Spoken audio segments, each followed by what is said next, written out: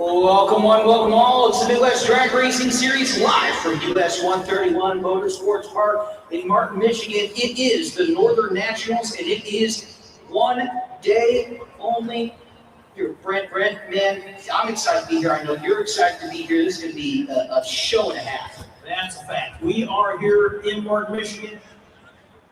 My name is Brent Carver, here in with Luke Clevenger, voice of the Midwest Drag Racing Series, and it is so exciting to be here this morning. We're going to kick your day off. We are now live on YouTube, Midwest Drag Racing Series on YouTube. If you're watching there, hold on to your hats. We got 2 rounds of qualifying, and the first pair is in the box. Absolutely. I want to tip my hat to all of the hardworking Americans and citizens around the world who are watching this live from work. That's always a nice day at work when you can watch some racing in the background. If you can do that, you work in a pretty good place if you can have that on your desk. I do in the background and whatnot. I do a lot of video editing, and I'm like, you plug that in, you're like, I'm secretly listening to it.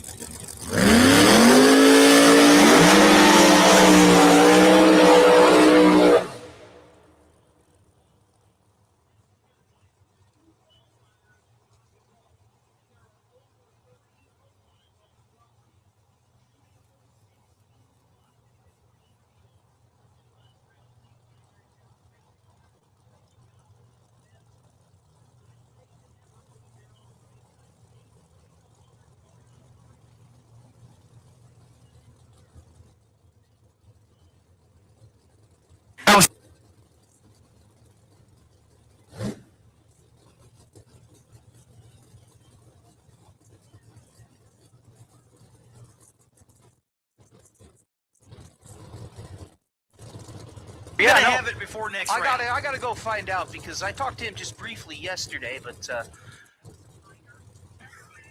a minor testing incident, we'll call it that. There you go. Snafu? Okay. So you got the coast packing machine, they call it the lard car over there. Jason Lee. Been doing this for a long time, and they are one tough team. He has proven it time and time again. The number to beat right now to go to number one is set by Jacob McNeil, yet the only one again in that 59 so far. All right, here we go. Housley staged up. We're waiting on Lee. There it is. Housley treat him. Cross line 61-9. That's a good run there for Housley.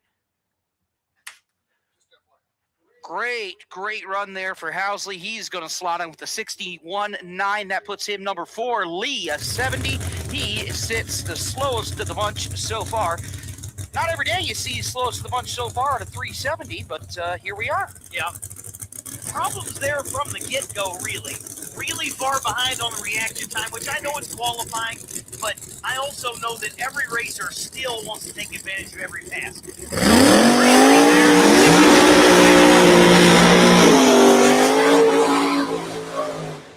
Just not a clean pass for Jason Lee. They'll go back and sort that thing out. I think they rolled in about midnight, so they'll go back and sort that thing out, and if anybody can take that car right straight to the top, it's going to be Jason Lee and the lard car crew.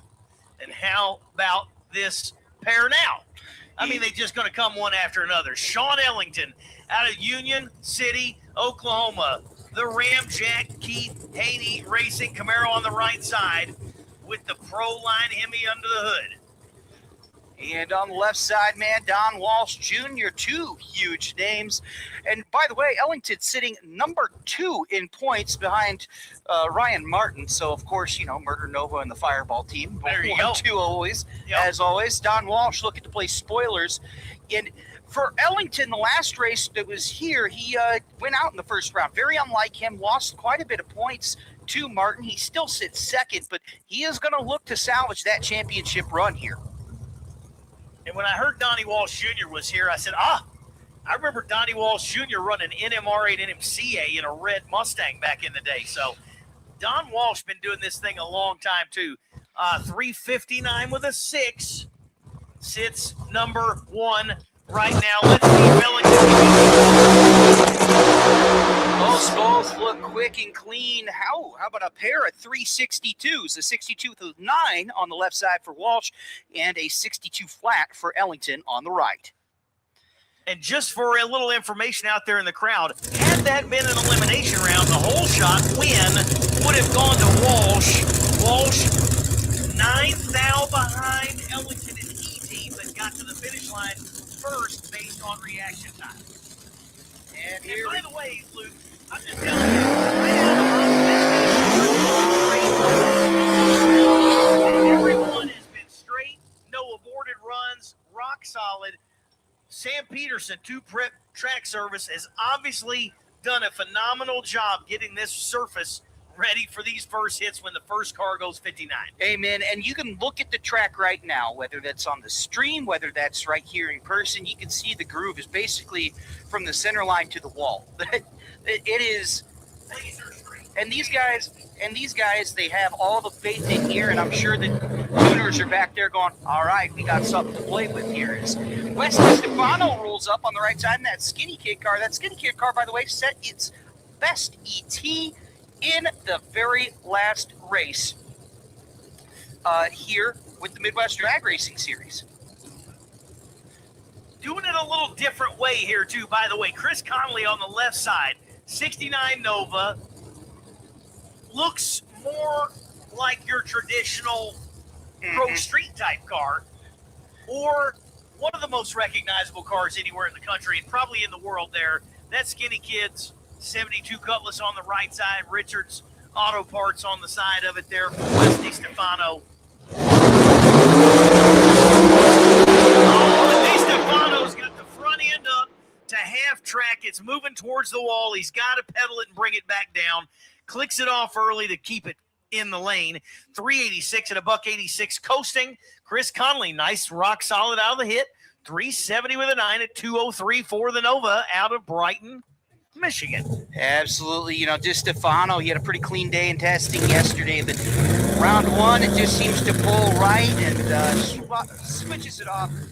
Good choice there. If he runs the time that he ran last event, I think it was a 60 with a 9, he's going to find himself right now.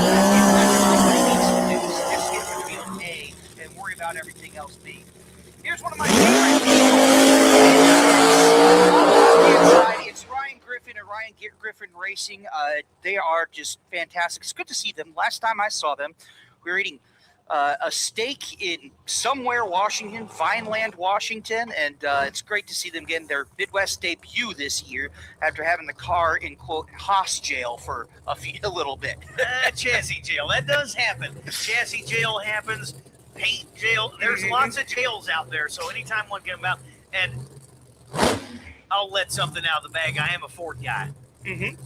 So people that know me very much, they know that. But so I'm digging the Mustang here. But again, one of the most recognizable cars in the country on the right side, the 49 Merc of Mr. Craig Sullivan, Sully out of Plainfield, Indiana.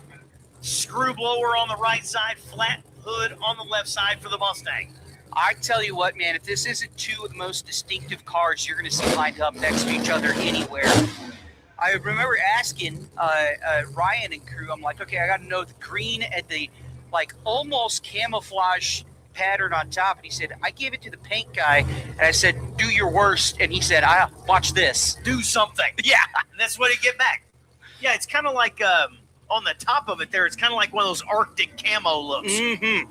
And we are 3/4 way staged up, ready to rock and roll. Let's go. Oh, what a pass there for Sully. Oh. How about 365 at 206? You saw a puff of smoke there on the left side, clicking that one off early. 438 coasting at 112. And perhaps going to have to send somebody to get it because it's clicked off and already come to a pretty slow roll out there. You saw it maybe 400 feet, a good puff of smoke come out of it. Hopefully it's not hurt too bad. But Sully puts together a solid pass out of the gate there, 365, 206. I think he's going to be pretty pleased with that. I think he will be too. You know, Griffin was labored a little bit. You could tell just from the incrementals. He's at a 98 at the 60 foot, and then he was a 10th behind at the 330. The car looked like a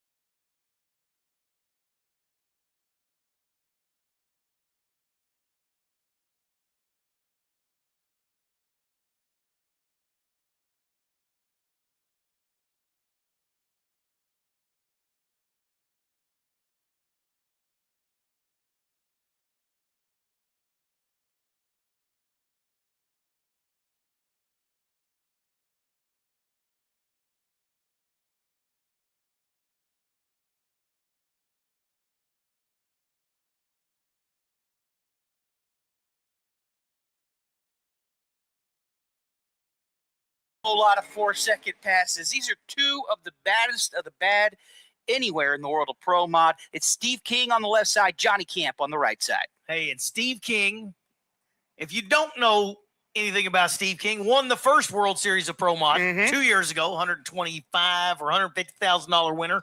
Whatever it was a lot. Went down there to the Winter Series and got the win at the first World Series of Pro Mod.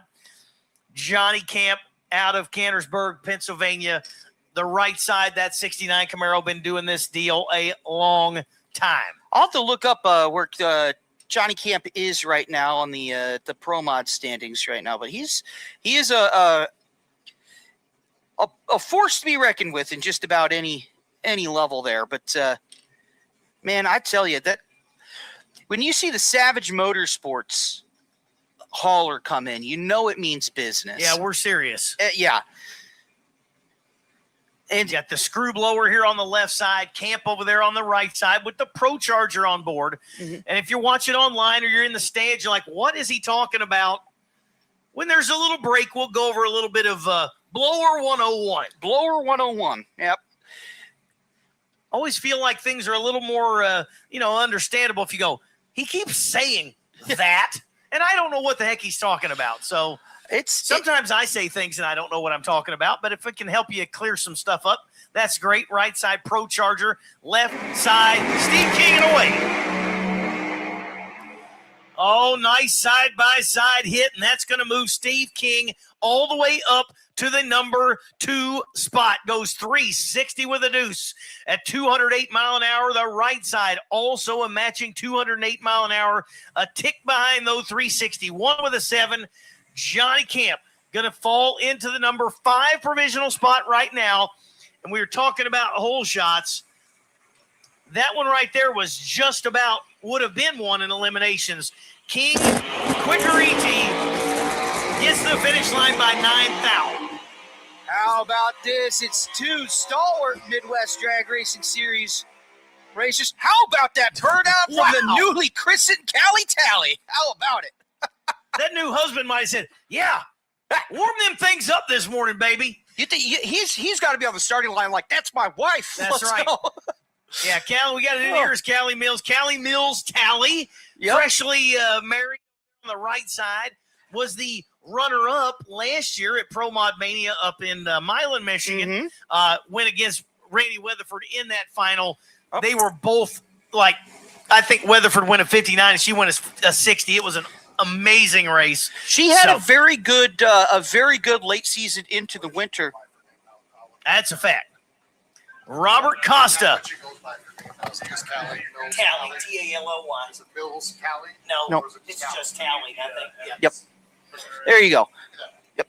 Beautiful machine. I got to see this one for the first time back about 3 weeks ago. Robert Costa, the 2023 Mustang. Yep. 526 WYO power out of Albuquerque Dragway and Yearwood Performance out of New Mexico. As a Ford guy, I go, ooh, I'm digging a Mustang. You know it. He's been on the up and up. He had a great winter, ran in the 59 for the first time. Hoped he'd go a couple rounds in the winter series, but was not to be. But he is on the up and up. He's getting into the 59s, and for a team like that to get up, and they're right in the mix with the best of the best and the quickest of the quickest, they are, I don't even want to say a dark horse, but a dark horse. Let's see him rip here. Callie Tally, Robert Costa. Here we go. Man. Tally's car trying to carry the nose, trying to climb the ring gear the whole way down.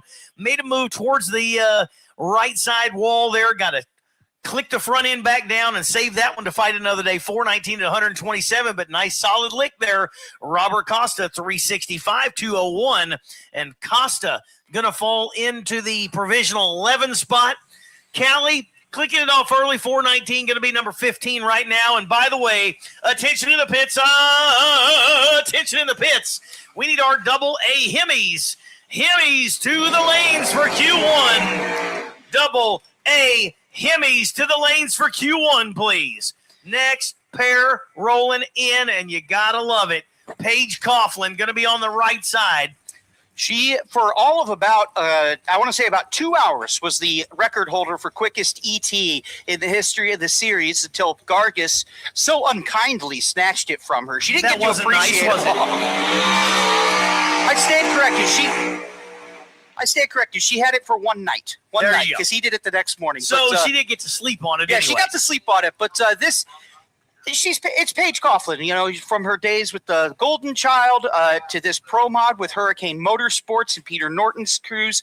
I mean, this is a great, great program. She will go rounds, and I'd be floored if she didn't, to be honest. Eric Latino, of course, in Jim Whiteley's car there, the J&A service. It's good to see Eric, and it's also sometimes you see names on the side of cars and you got to double take a couple times. This is one of those things. There you go. Yeah. So you see Jegs on the right side there, Paige Coughlin.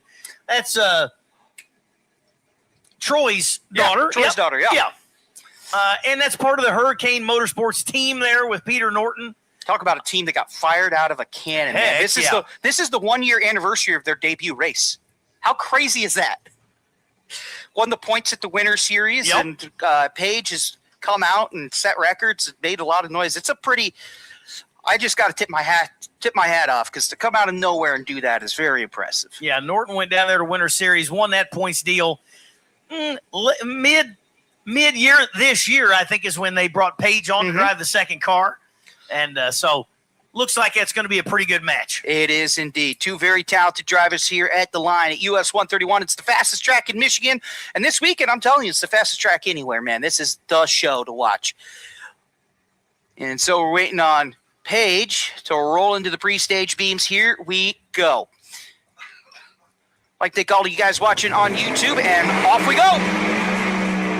Man, Paige keeps it straight as an arrow. She hiked the front up, and look at that. Bam, you have your second 59, and Paige rockets to number 1 on the qualifying sheet. Yeah, how about that lick there? 9:24. She was 21 on the tree, 3:59 with a 3. That's going to put her number 1, bump McNeil down to number 2, left side 363 at 2:05. So Paige Coughlin says, watch this.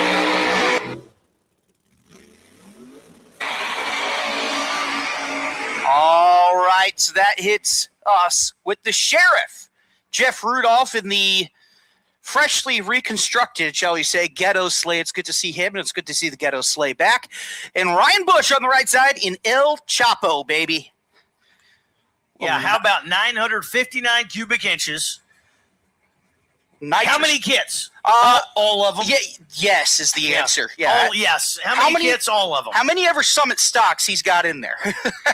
Jeff Rudolph on the left side there. Pro Charge Power, Sailors, Jerry's M&M transmission, precision-built race cars, and Nitro graphics, the ghetto sleigh. Listen, I've known Jeff. I've raced against Jeff in open comp days back in NMCA. He and I actually did race each other. He was definitely slower than that, and I was slower than him at the time. But when he wrecked that car over the winter, I was glad just to see Jeff back up walking. Yeah. Because it was a bad deal. So, so good to see Jeff Rudolph bringing that car back out. Absolutely. He had to battle to get back to walking with the walker, too, man. He was...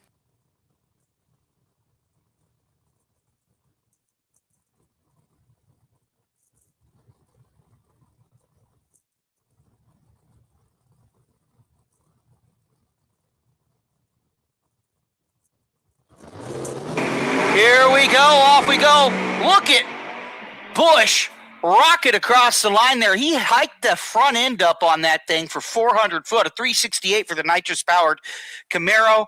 He will slot in. Let's take a look now at number 14. Bump right now, Chris Connolly at 370.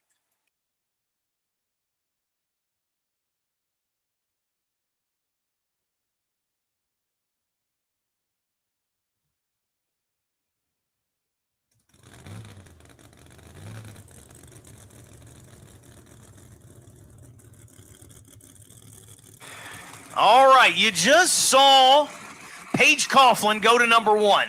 Here is the teammate, Peter Norton, Hurricane Motorsports car on the right side. I tell you, man, Peter Norton, and I tell this story, and I'm going to retire this story after I tell it, because I've said it a couple times, but he made his debut here 1 year ago at this race. Now, technically, it was, a couple weeks away, but 1 year ago at this race, he made his debut. He came in. We didn't know who he was. Right. We had to do some Facebook stalking. And what'd you find out about him? He's a former professional puller. That's right, a tractor puller. And That's so I was like, so he's used to the engines at the very least. And he comes in, and I look, and there are the Salimis behind him, and I'm like, oh, so he means business, coming out of nowhere with the Salimis and a beautiful new car. And he took, I think, 2 runs to get used to the bumping and the launch and getting into the beams, right? But once he was ready to go, he was ready to go. And then almost immediately he oiled down the entire track. And ouch. Yeah. It hurt But then he took the world by storm, and I'm like, man, that's really the only thing I've ever seen him that's not been close to perfect. Right. It is an impressive team. I'm a big fan. And not only on the right side do you have a killer, on the left side you have your points leader. It's Ryan Martin. Yeah, Ryan Martin in that orange. I was rolling through the pits earlier. I'm like, who's driving the orange car? Because I've never seen Ryan in anything other than a red car. Right? It's still a fire color, right? We'll call it a fireball. I'm going to hit you again. Attention in the pits. Hemi cars, we need you in the lanes, please. Norton got him on the tree right there, and he'll be the first to cross the line. How about a 60 flat? And Martin with a respectable 63. Norton going to slot in number 3 with a 3.600 and a 7 at 207 mile an hour. Ryan Martin will slot in 12th.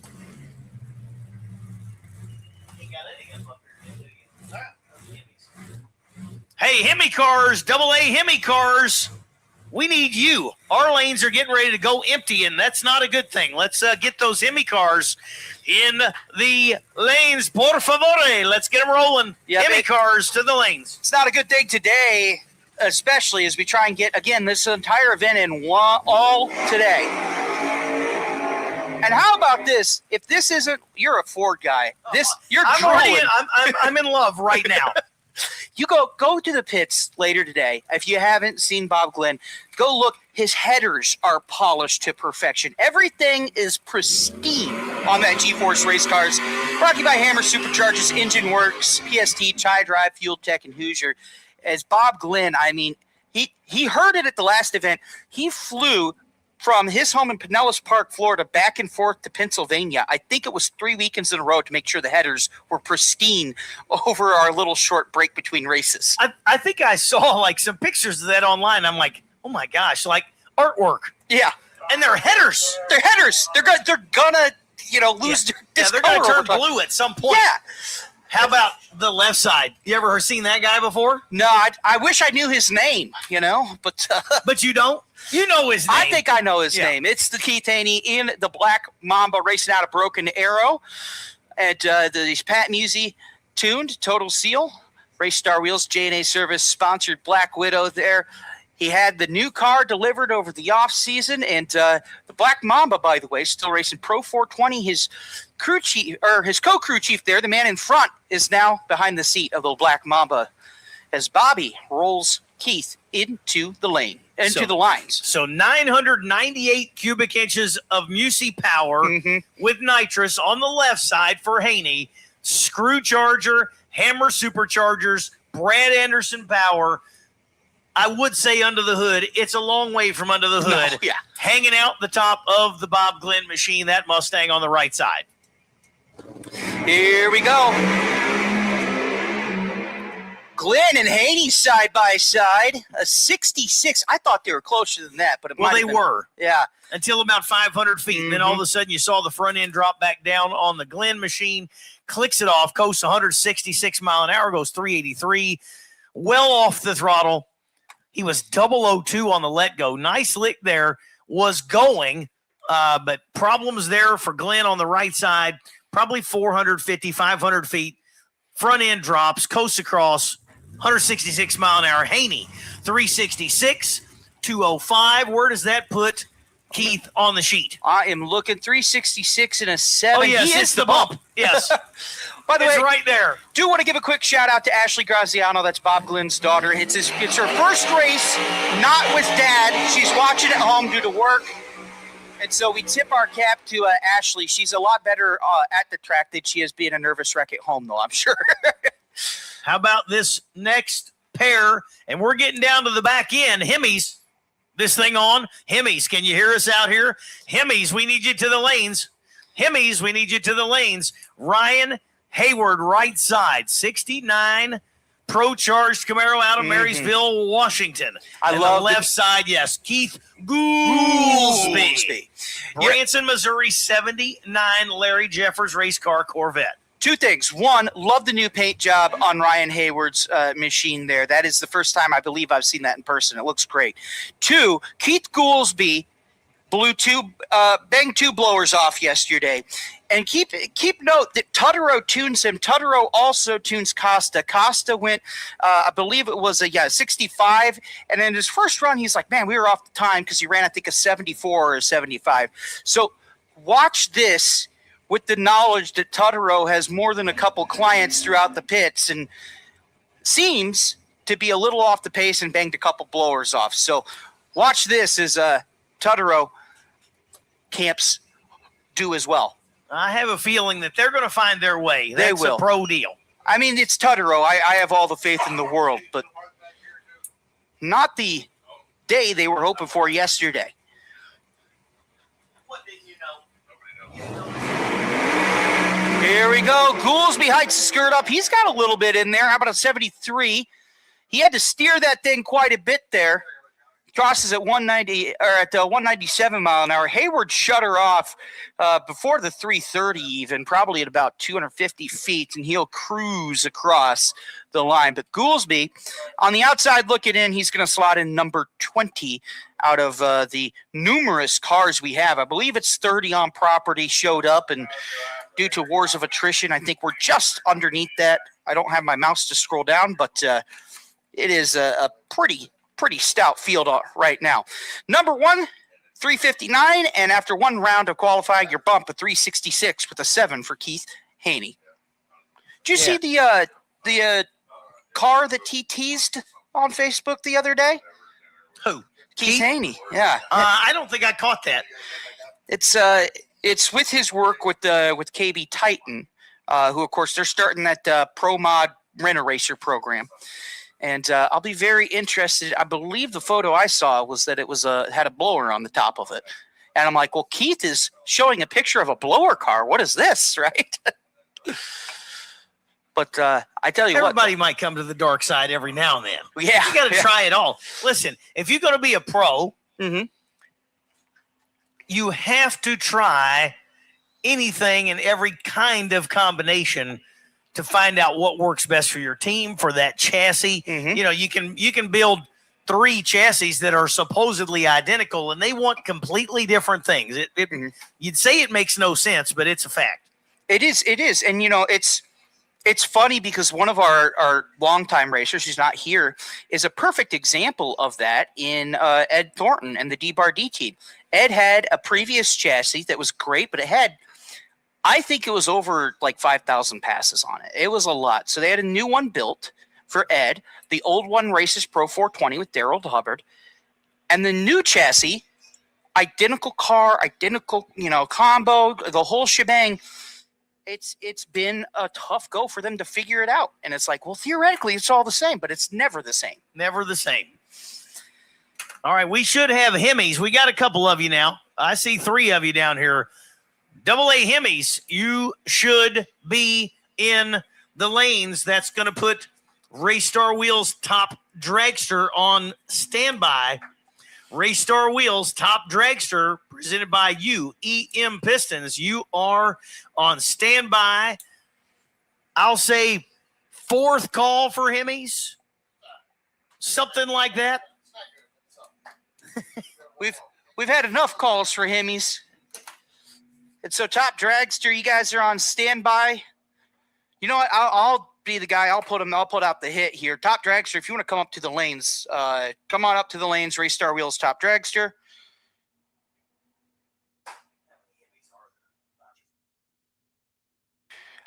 And so Raystar Wheels Top Dragster presented by UAM Pistons. We need you to the lanes. A reminder that there's an extra $1,000 in the pot, courtesy of the Peterson family and US-131. Extra $1,000 in the pot for Top Sportsman as well. That's brought to you by Compressed Air Supercharging. $2,000 in the Slammers. So the Slammers guys get all of the money for the re-entry, and they get an extra $2,000 on top of that. There's $250 for the juniors as well, winners, and so nice little kitty of money going around here at US-131. I'll tell you that. You know what else they get? What do they get? Tacos. Darn right they get tacos. You know what you could buy with that $500 prize for the juniors? A bunch of tacos. I was going to say probably like 100 meals at Taco Bell. Whether you'd want to eat that is another question. I can't imagine how badly that would turn out. That sounds like a horrible idea. I can eat Taco Bell. I love Taco Bell. 100 in a row? No, thank you. Yeah, so a little bit of drag and whatnot to get ready for the Hemis. Should be a full field of AA Hemis here. Hemi shootout getting ready to come at you. Top dragster, you've been called to the lanes. Race Star Wheels top dragster, you have been called to the lanes. We just finished Q1 for Pro Mod. Top 16. Here's the spread. 359 with a 3 to a 366. So you got 700 between number 1 and number 16. Okay. Number 1, Paige Coughlin, 359 with a 3. Number 2, Jacob McNeil in the Barracuda was trip zip on the tree and just 3 thou behind Coughlin. He set the pace, and it took till almost well down 2/3 of the way through before anybody topped it with Coughlin there. Peter Norton, which is Paige Coughlin's teammate, sits number 3. Steve King 4, Dillard 5, Gargus 6, Camp 7, and Blake Housley currently in the top half of the field. I tell you what, I didn't have doubts, but I am very happy to see Housley up at the top half of the field, and I think things will shake up in the second round of qualifying, but I think for the most part, if you're in the top 8, you're safe, right?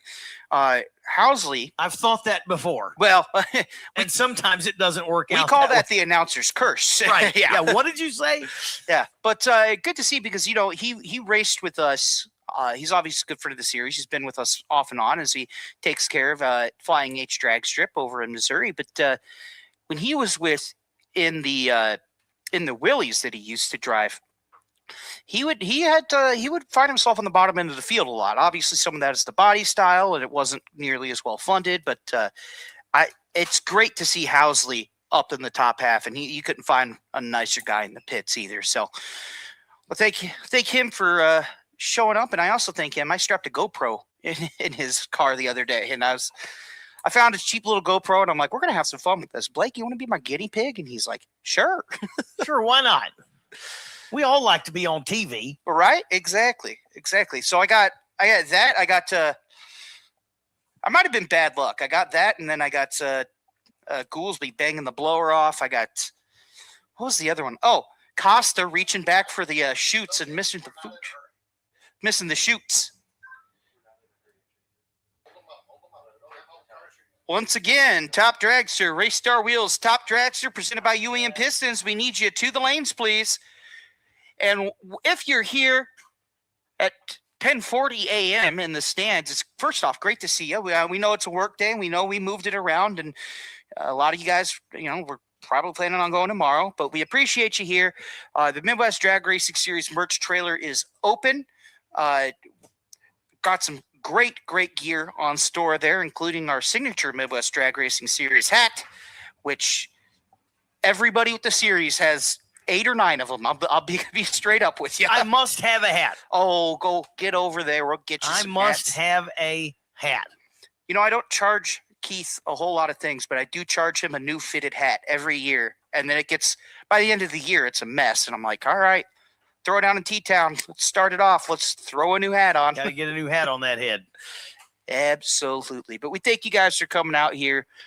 We know it's a work day, and it's 10:40 in the morning. So thank you guys for coming out. We got an awesome show coming up here, and the Hemis are in the lanes, and the top Race Star Wheels top dragsters should be heading there.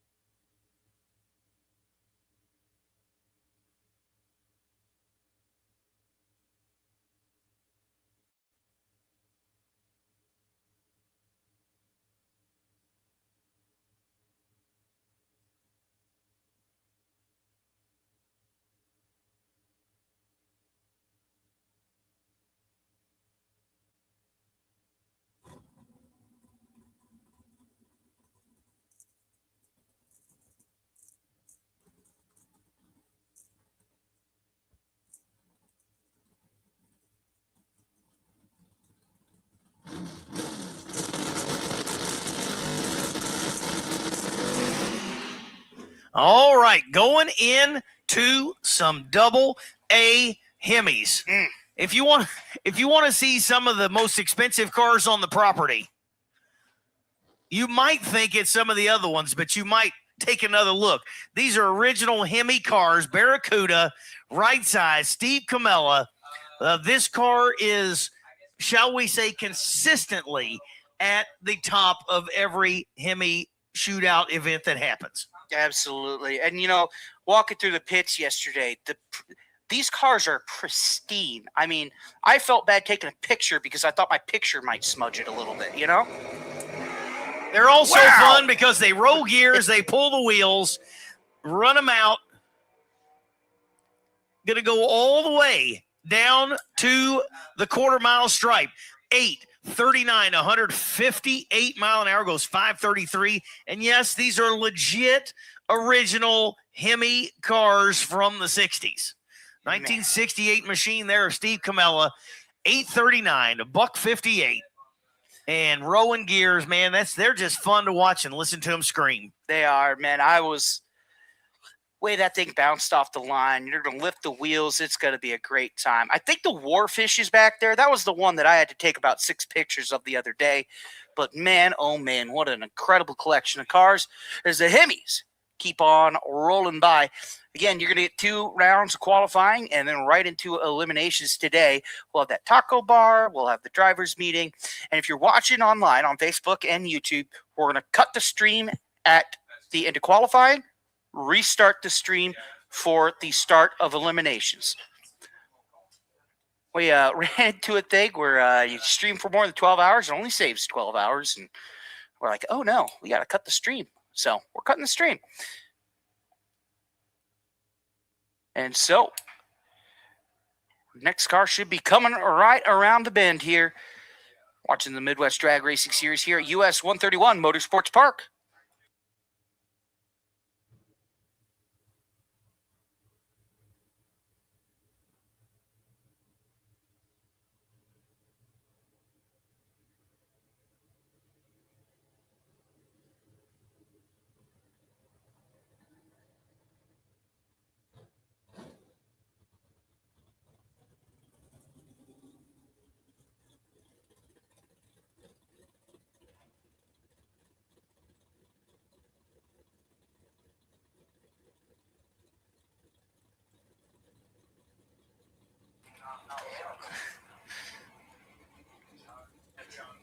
All right. So right side going to be John Tedder. Another one of the Barracudas, the Motec machine on the right side. Left side, the Bogner Automotive Barracuda.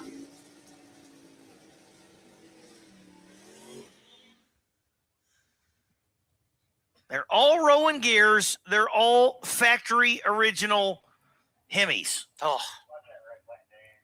And they're running quarter mile all the way down there to where the scoreboards are.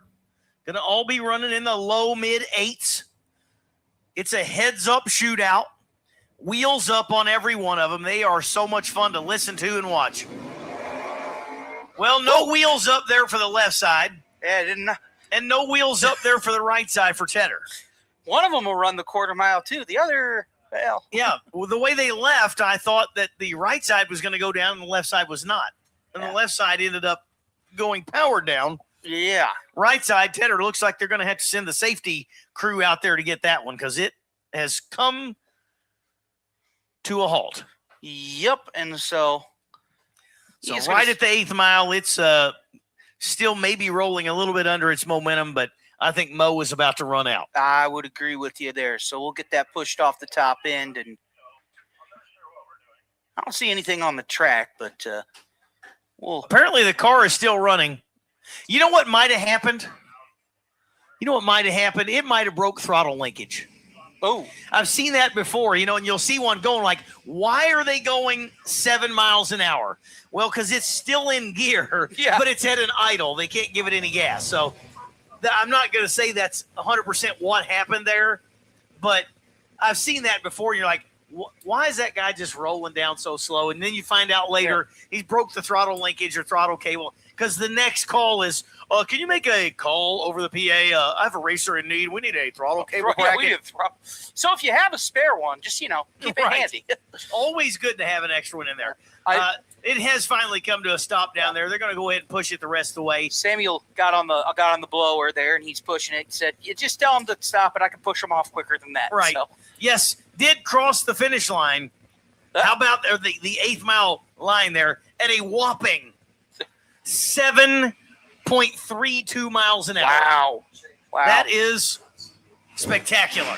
That reminds me of the April Fool's joke we did this year, where we introduced alongside the Pro 420 class, the Pro 42.0 class, where you'd have to run, I think, an average of 5 miles an hour, and he just about did.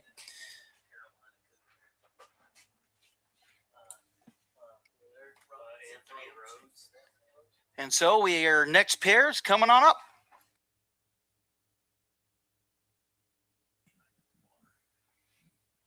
All right, so they're rolling the Anthony Rhodes machine back. I think he came on through the water not knowing that the previous car sitting down there on the big end of the racetrack. So they're going to roll that one back. The Carolina Cooter of Anthony Rhodes, left side, going to be Jerry Casson. So far, going to be the only one that is not a Barracuda.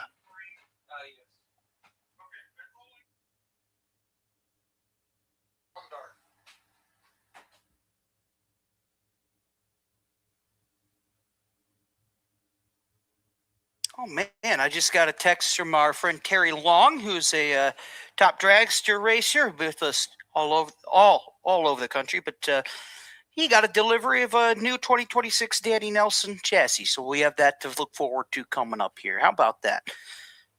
So thanks to the info. Thanks for the text there to Terry. And let's get right back to Hemis. All right, so as they get the big end clear, next pair are going to pull through the water box. Anthony Rhodes going to be on the Carolina Cuda. This is one of those, by the way, I'm sure you've looked at them up close. The paintwork on some of these Hemi cars is just insane.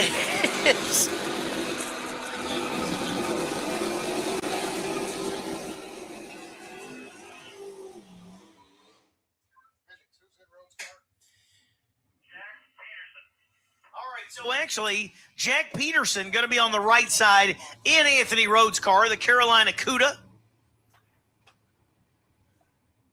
Jerry Cass is going to be over here on the left side, the only dart in the field.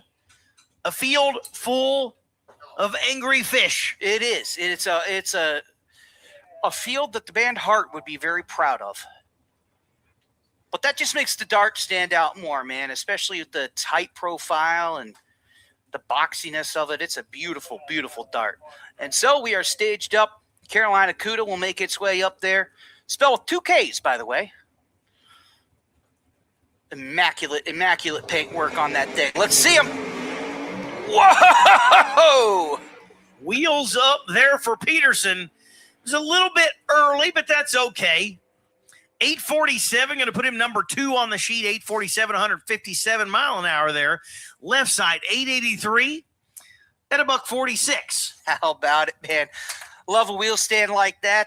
You launch and you take a look towards the heavens, say hey to Jesus, and right back down to earth, man. Yeah, that was a fun. Ripping into second gear while you're looking straight up has got to be a fun thing. Oh, yeah.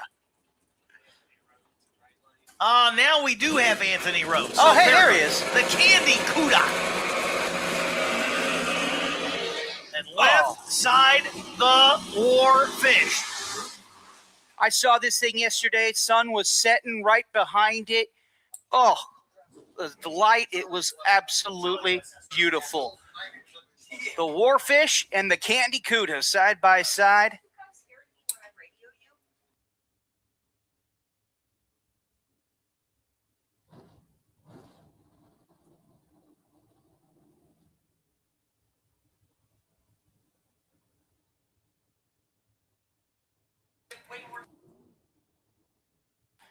All right, attention. The top sportsmen. We need our compressed air supercharging top sportsmen to the lanes. Compressed air supercharging top sportsmen to the lanes, please. So left side, that Warfish, Charlie Westcott, builds the engines in a lot of these cars.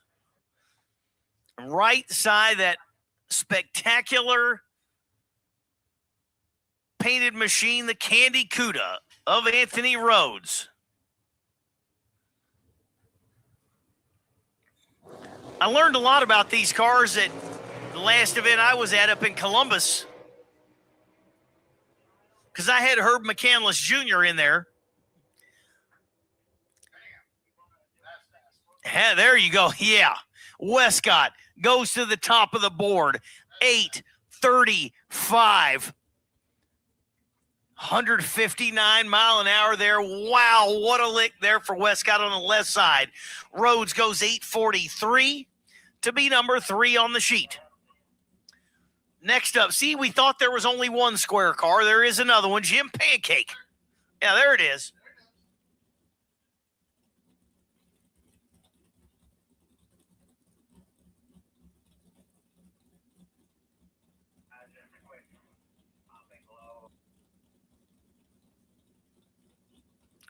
Little quick touch up, a little tiny few drips out there on the starting line before we send Jim Pancake in on the right side. And I'm not sure that 8:35, that's a monster pass there.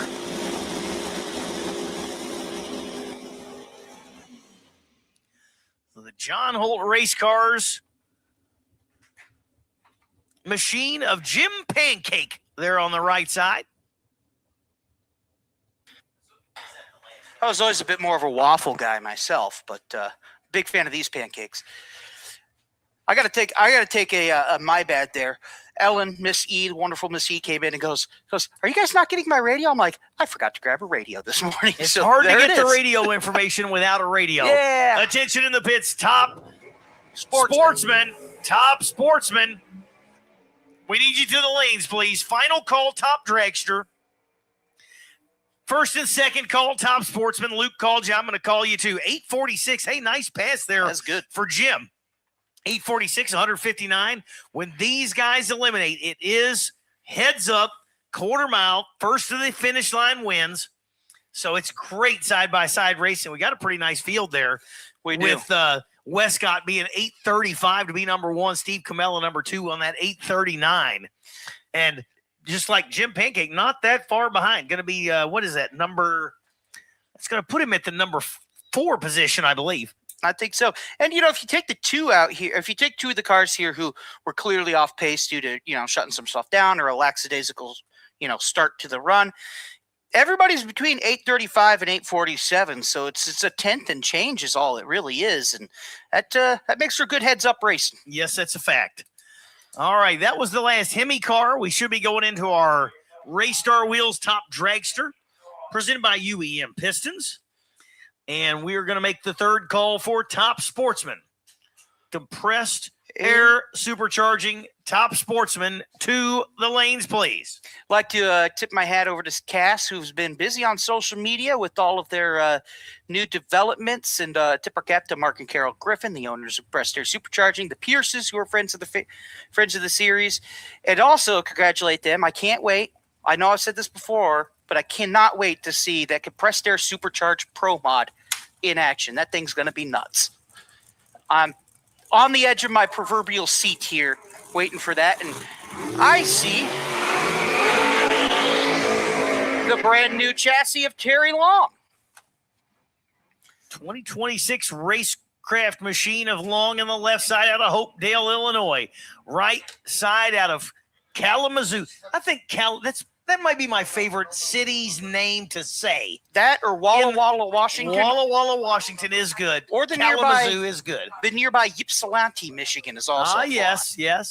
Special thank you to Danny Nelson Racecraft from Terry Long, as well as Sunset Performance Engines, Joe Jolly, Midwest Chassis with Eric Vickery, Bruxy Transmission, Hoosier Tires, Mark Smith at JRI Shocks, Featherlight Batteries, Matt Bell at Redline, and Motorsports of Bloomington. So congratulations on the new ride, Terry. Yeah, so Terry with that blower combination, blow-through deal there on the left side. Mac block, straight up big block. Oh, yeah. All right, here we go. How about a 008 on the tree from Terry right off, and he's going to run an 87. That new combo's got some quickness to it, don't Yeah, it? 387, 188 mile an hour there for long. This is called Top Dragster. Now, you do see there's an altered over there, but open cockpit, we can call them all Top Dragsters. Yep. Top Dragster will be 8th mile. They got an extra $1,000 on the purse. Yes, they do. It will be up to a 32-car field. Up to a 32-car field. Up to 32. They will dial in later. These are their first 2 qualifiers, so they're going to make a qualifier. Then they will be on a ladder from number 1 to number however many. And they will pair up, and they will be a staggered start or what you'd call a bracket-type start. So they're trying to set what they predict the car will run in the first round, and they'll put a number on it and stagger the start based on that so that at the finish line, they should be tied. They should be. It doesn't work that way. Doesn't always, yeah. Theoretically. Mike Klooster, right side, goes 450 at 156 mile an hour. Should also mention, and you hit on it just briefly, but this is a qualifier. Your quickest ET, as long as your quickest ET is going to get your number 1 spot on the ladder. It's not a random draw on the ladder. Correct. So while not every dragster is going to run an 87, the person who gets that low ET in these 2 rounds is going to get that first selection for a bye. So that'll bring us Katie Laughter and Travis Cannon there on the left-hand side. That's a LS stock block, and Jim Thurston on the right side out of Holland, Michigan. Just west of here, I do believe. I dig it when there's turbos on a dragster. Don't you? The It's way just so different. and how it hangs off too, man. You should have seen they had a combo, I think it was 2 years ago. Man, that thing smoked like a chimney. It was awesome. A little wisp of something coming off the back end there at Katie Laughter, but still a 432 at a 157, 446 for Jim Thurston at 157, and that just shows you 2 different ways to tune a car right there. Exact same 8th mile an hour, and yet 2 very different times, over a 10th separating the 2. Mm-hmm. That little turbo LS car leaves out stout. One flat 60-foot there out of a LS block and a turbo. And so, believe we got the signal to cut the car off. Yep. We are 26 Pro Mods too, just so you know. 26 Pro Mods made the field. How about that? Yep. So Closter was here, but he broke yesterday during testing. That would have been 27, and then war of attrition, war of parts, war of travel. Claimed a couple of them, but that happens to every race. 26 Pro Mods is a fantastic field. By the way, Katie Laughter, stock block LS record holder, I believe. Here we go.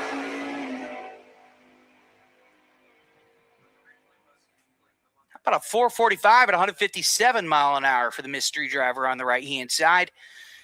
Was that Sequoia that just went down, or Sequoia was supposed to go? Was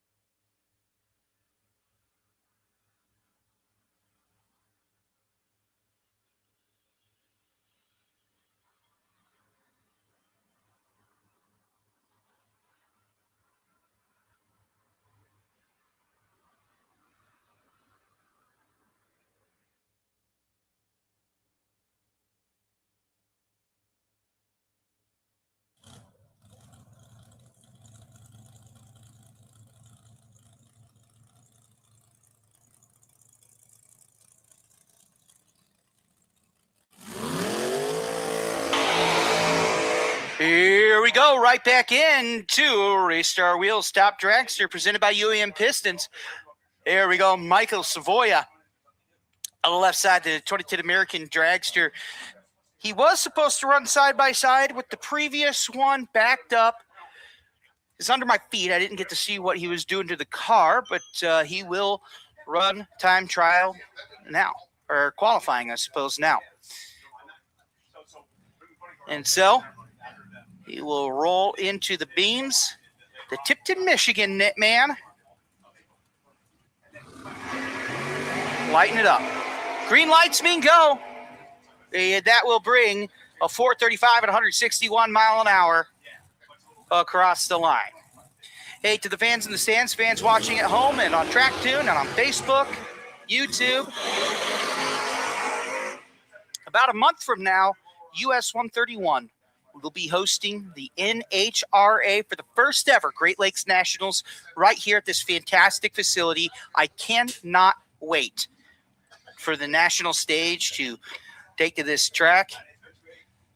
They are fantastic. And to those who are in the area, you can get your tickets now and support racing at your local track, especially a track with this much history and a big show coming up. So support your track, get your tickets to the Nitro, and support US-131 Motorsports Park and the Peterson family because they are excited to bring the show to this region.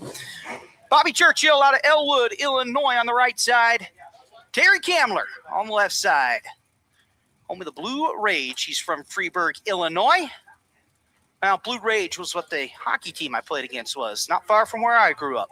3/4 away and all the way staged up. And Kamler is, whoa, keep her straight there. He definitely caught something there as he was slow off the line. He reapplied the throttle and just absolutely lost it. I'm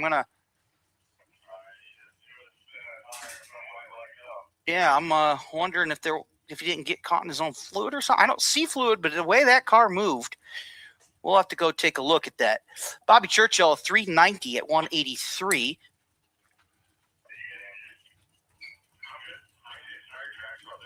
We see tire tracks. We do not sense or feel any fluid, but yeah, it was a burnout. Looks like that's the way that moved. I thought maybe he had driven through some kind of his own fluid, but track's all good. So Kamler holds on to it. Here's Tim Kish on the right side out of the Kazoo, Kalamazoo, going up against Tim White out of Harrisonville, the 2020 Spitzer.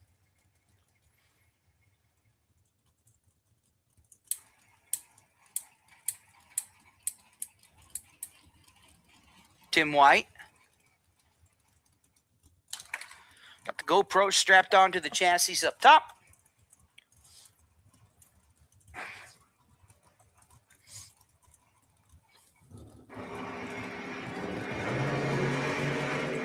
Here we go. Across the line, just about even. There's the altered. Held with the dragster, a 59 and a 38 for Tim White. 05. The margin between the two, a 158 mile an hour pass for Tim White. That brings us to Jeff Smith Jr. and Kenny Carson. And again, call for top sportsman. Top sportsman, we need you to the lanes, please.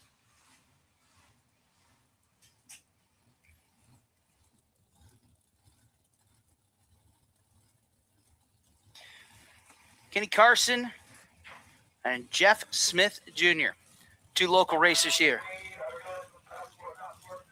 Halfway staged up and getting ready to rock and roll here. It's about 11 o'clock in the morning on the East Coast, and our red light welcomes Jeff Smith to the track. He is 0-1 too quick.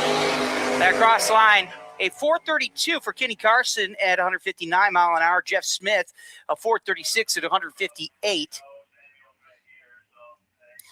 And so both of them will slot in right around the middle of the pack. Number one is still going to be Terry Long. He's your number one qualifier, so to speak, right now. And I don't know if many people are going to beat the 387. We did have a 390 as well, but 387 is a stout time for this field top dragster. I'll bring us to Bodie Bennett on the right-hand side, making all the drive out from Texas. And on the left side, Austin Raider out of Crestwood, Illinois. I believe that's up north near the Chicago area. About, what is that, 3 hours away is all? I do know Bodie Bennett. Yeah. Driving for Jacob McNeil. That's He one of is. McNeil's cars over there on the right side. I was out at the Million in Vegas, and he was out there piloting that car as well. Oh. Well, Bodie Bennett's going to drive right across the line at a 449 at 155. Raider, not so much. Yeah, problems there for the Raider machine. Going to roll it on down. Did not leave the line. I don't know. I didn't look. Did it quit and had to restart it or something? I don't know what happened when he put it down on the wood. Yeah. Went Every up once and in a went while, down. a starting line enhancer, throttle stop type of thing will catch you. You know, it didn't reset if you had to move, and boxes don't reset or whatever. I don't know what happened to Raider there, but the car never left. Rolls it on down, gets it on out of the way, and next pair up going to be Howard Michael. How The about man with two first names. it? Indeed. And Brian Bennett going to be on the right side. Howard Michael won top dragster at Milan at Pro Mod Mania. Did. It's a good pull. Brian Bennett on the right side also comes to us. Also associated with that McNeil team. McNeil's got a whole stable at this point, man.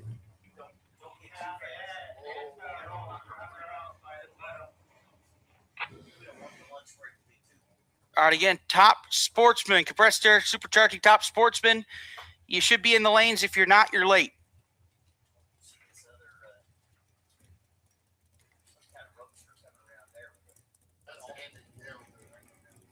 Here we go.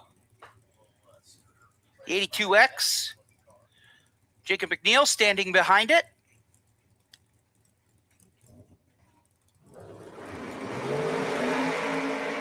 Red light, but that's not going to matter at this point. What does matter is the time on the scoreboard, a 421 at 169 mile an hour for Howard Michael. 436 for Brian Bennett on the right side, and McNeil will walk back to the pits, and he goes, team, we got 3 up to 6 cars to prepare in that stable. We got 3 cars to prep, and not a lot of time to do it, so let's get to work. All right, we're going to roll right straight into Top Sportsman. Have you ever seen this car on the right here, this truck, this I have S10? not. We call this the Whiskey Barrel. Holiday Distillery out of Rushville, Missouri. Can't be anything wrong with that. It is a fantastic place. If you ever fly into Kansas City, they have a Holiday Distillery bar in the airport. But my question is, do they pass out samples for, announcers that mention it? He does when he wins a championship, which lucky for you and I, he was a 3-peat champion who finally got taken down last year. So we'll have plenty of opportunities moving forward. Hey, this is a young lady that I'm actually quite familiar with there, Maddie Malone out of Alabama in the Cutlass. Maddie used to drive for Kenny Ford, owner of PTC down there, and so I know her from Huntsville and Steele and some of those areas down there in Alabama. She even raced with my series once. Good crop of drivers coming out of that area. So Rod Moore on his revenge tour, won 3 in a row, got taken out by that young punk, Tyler Wells, who isn't going to make it this weekend. How dare him? I know, right? How about Maddie?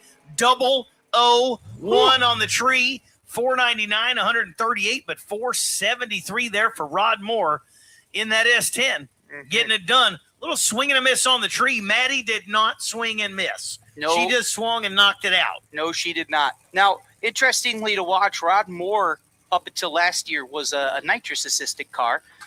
Not this year. It's the big stars coming out to play here. Ladies and gentlemen, the host of the Tonight Show, Jimmy Fallon on the right-hand side. That's right. He had to take the weekend off to come racing. And I've talked to Jimmy before. Super nice guy. They actually qualified that car in the last Pro Mod race I did. In Pro Mod, said, there's a couple spots left in the field. Let's go race. Let's so go they race. did it, yeah.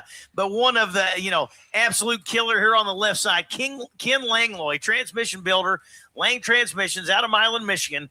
Mullins Auto Supply, Bob's Profab did a little refresh on that car. And Napa on the side of the Langlois machine. That car's going to go for 40s. Somewhere around left there. side, and Fallon is probably going to go about a 4 flat, maybe a high 390s. One of my favorite stories was we had a low car count in Pro Mod one weekend, and this was some years ago. Tina Pierce entered her top sportsman into Pro Mod, but due to braking, she got the 3rd place trophy in the cash. And she's like, I got a trophy that says Pro Mod on it. You never know what's going to happen, man. That's why you show up and put them in the beans. Yep. And so the 92 Cutlass will roll on up here. Langlois, plenty of rounds in Midwest Drag Racing Series. He's won, and he's always a pick to go deep into this event. Like to thank Bob's Profab, Napa, Lang Transmission, and more. Here we go. Oh, nice pass there for Jimmy. Ooh. Trip, zip up front, 395, 188 mile an hour. Jimmy Fallon, if you want to say one that's probably going to, with passes like that, you can go many, many rounds. Trip, zip on the tree, and a 95. And I think I said Langlois was going to go a 40, went a 43 with 163 mile an hour. I'm sure you could have told me the same thing.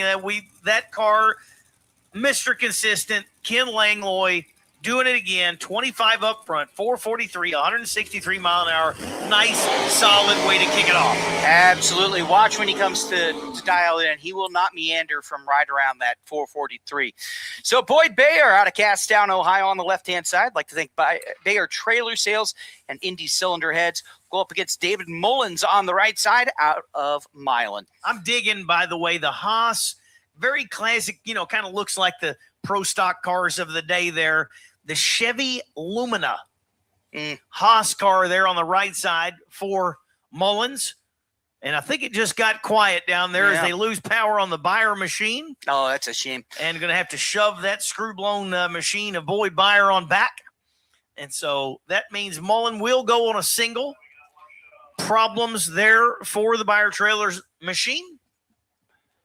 I don't see anything underneath the cars. So That's good. A good shot. That's a good thing right there. But that's a shame. I was looking forward. I haven't seen that Boyd Bayer machine go, that Mustang, and I was looking forward to it. It's a beautiful car.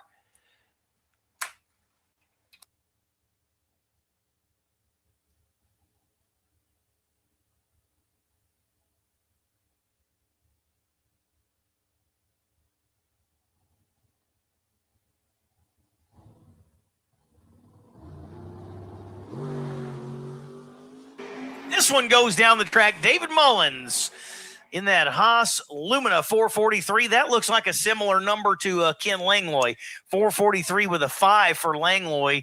443 with a 7 for David Mullins. That'd be a good little heads-up match right there.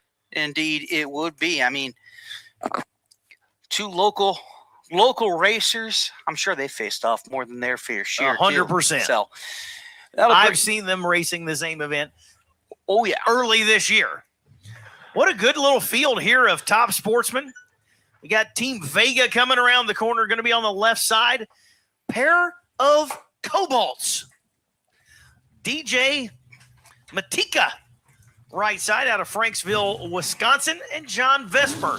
That Team Vega Cavalier on the left side, Adam Milan, Lang Transmissions, and Mullins Auto on board for the Vesper machine. So I got to talk a bit about John Vesper here. Vesper is a killer.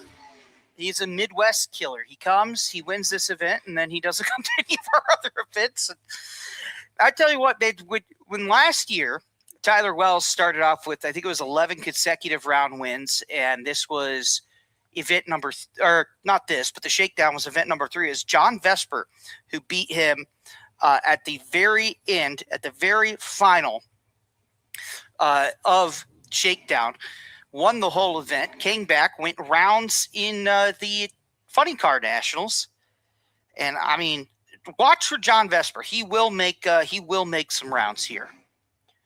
This car has seen some winner's circles. some of you're talking about, he comes here, wins the event, and then doesn't come to the other ones. They have so many great events in Michigan and in the area where they can, they don't have to go far to get to another great event. Here at 131, over in Milan, there's Top Sportsman. It is a hotbed of great events for Top Sportsman. So Vesper rolled through, going to back it up and reset. By the way, because I was curious, he has 3 wins at Midwest Drag Racing Series Top Sportsman at this track. That sounds like he might be one of the ones that you might want to keep an eye on, right? Yeah. Always fun to watch, too, when the points come in as he runs a 5:06 at 135. That nothing like a local ringer to come in and play havoc with the points, That's right. Yeah, everybody loves that. I'm leading the points, and I get taken out in the first round by somebody that's a one-timer. That's what it is. That's racing, baby. You want to know how I got here today? With that car on the left side. That's Mark Flagg out of Shepherdsville, Kentucky. Oh. 706. This is his Midwest debut. I love it. He built the car. Yes, that's not a bought car. That's a built car. That's a built car. Yes. 63 Corvette, 706 cubic inches of Gene Fulton power, 3 kits of nitrous. It's a 14 car. It's a heck of a machine. Right side, Mike Badia out of Milford, Michigan. Another one of those Cutlass Haas cars. Just something about that color combination on the Badia machine that just makes me love it. I don't know. It's so different, that kind of champagne color with the burgundy. It almost reminds me of like a wood panel side.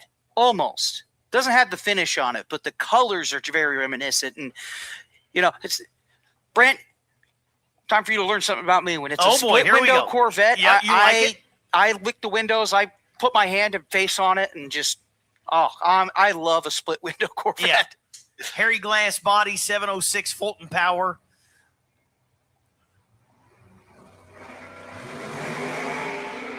Ooh. Oh, and it tried to hike the front end, move a little bit towards the wall. Got to click it off. 102 60 foot, 476 and 151 coasting, if that tells you what it's at least capable of. Badia, 436, 164 mile an hour. I got lessons on how to say Badia last year because I was, of course, saying Badia. She goes, that's not it. It's Badia. Badia. As an announcer sometimes, the best thing you could do to an announcer if he's mispronouncing your name is tell him. Yes.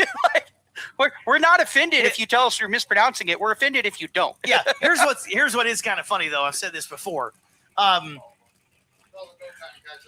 First of all, attention to the pits. 28, no time.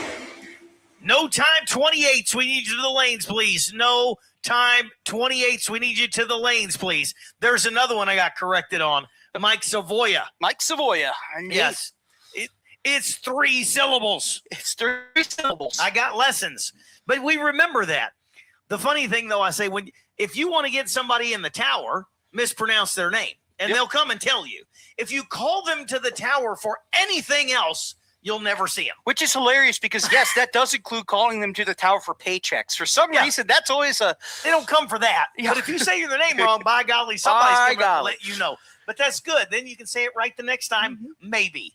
So this Savoya car yesterday, man, had some heads turned. They're like, is that a pro mod car? It certainly looks like. It is beautiful. It is a Dodge. Oh, shoot. What is it? It's the little one. Dart? Yes, it's the new Dart. Yes. Oh, Thank you. Yes. Okay. It's so sleek and low, and that thing's going to run high 3s. It's very fast. It's very Travis fast. Cannon, boy, talk about this. How about a different entrance into Top Sportsman? A small tire turbo Mustang over there on the right side. I love it. And you can see Katie Laughter right behind there. And how about a 408 at 182 and a 480 for Travis Cannon at 152. There's Katie Laughter down there. She's got the cooling towel on her. And Katie, how are you doing? I don't know if she can hear me, but she's also super shy, so she won't look at me anyway. But how about Travis Cannon, by the way? Turbo Fox body Mustang, small tire, That's not what you expect to see in Top Sportsman. He was 001 on the tree. 001 on the tree, and then who he tunes to is that twin turbo top dragster as There well. you go. He's a man of turbos. There you go. How about Mike Nitschke? Right side 2008 Cobalt out of DeWitt, Michigan. 632 inches of big block Chevy. After hours wiring machine. And the left side, It's Brian Stutz out of New Lebanon. Yep, that is, I dig that thing. I do too. They call it Mighty Joe Young. Are those that almost looks to me like the exact same colorway, doesn't it? Or the exact same paint on those two. As Brian Stutz will have the larger of the two nitrous purges, making sure everything is A-OK, getting all the bubbles out of the lines and getting ready to go. Plus, I think Stoltz is more like a 4.0 kind of car, 4-teen kind of car. Nitschke's more of a 440 kind of car over there on the right side in the Cobalt out of Michigan. Stoltz, I believe, calls Kilcare his home track there, close by in Ohio. that state down south, as it were. A lot of great tracks in that state as well. This is a good area, good region. Within a couple 3 hours of here, there's some great stuff. There is. Stoltz going to go 413, 173 mile an hour, and Nitschke 449, 156. Solid, but a solid miss on the Christmas tree there for Mike Nitschke. Yeah. I'm going to say his wife's going to go, what were you doing up there? How come you didn't go? You realize the alarm went off several hours ago, right? Right. Give him some problems down there. 62 on the tree. Stutz wasn't any better, to be honest with you. 127 ain't going to win you rounds. Yeah, but you do not want that if there is somebody in the other lane and it's an elimination round. That is probably going to get you beat most times. But that's why you get the heebie-jeebies out in round one of time trials, right? That's a fact. Get those out now. All right, so no time 28, you guys should be in the lanes. No time 28, you guys should be in the lanes. And we will be running the shootout here. Well, I do see one of them coming there. I see one Super of them. Dave Adkins on his way there with the Impala. We should have the one and only Taylor Strange making his way as well, provided he's not too busy with Callie's machine after it slammed home during the last run. But no time 20. Oh, there's a pick 'em up truck right now behind the jet car display. We love it. I'll tell you what, small tire guys, they were at Tulsa. They're here. They're going to be at our doubleheader in Kansas City that's coming up in September. They're going to be I think they're at the Tulsa Throwdown in T-Town, the Fall Throwdown in T-Town. That puts them officially at 5 races with the Midwest Drag Racing Series. And I said online, and I certainly don't know anything more than you do, folks, but I'm like, man, if you guys are going to race 5 races with us, let's just get a pool together, get a pot, get a prize, and keep track of points, man. Love the small tire guys, and they're very fun. Very, very fun to have here. And speaking of, give a shout out to Lance Kanicki, who ran our small tire back in the Throwdown in T-Town. Of course, he had that famous video of him taking flight and then landing it. I just put out an AI photo the other day of turning his car into an airplane, and he goes, I made a little front end adjustment, and for as much air as he had, it might as well have been an airplane. A little bit of track prep here. I'm going to grab a drink. I'll be right back. You're watching the Midwest Drag Racing Series here at US-131 Motorsports Park. It is the Northern Nationals.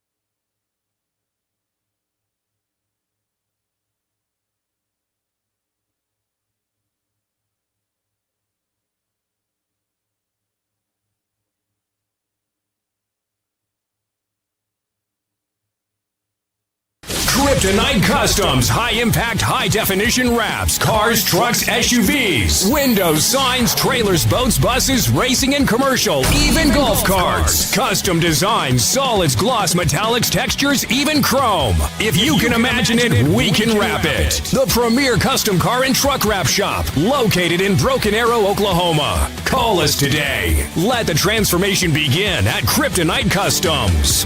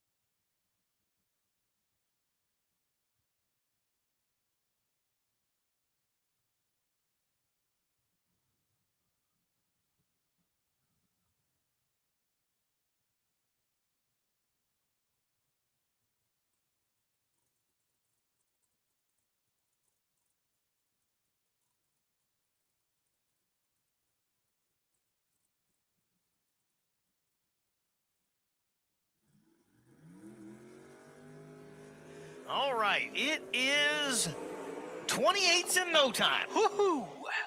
How about that for a welcoming burnout, man? Super Dave Adkins over there on the right side of the Impala. Tell you what, man. Do we not have a name on?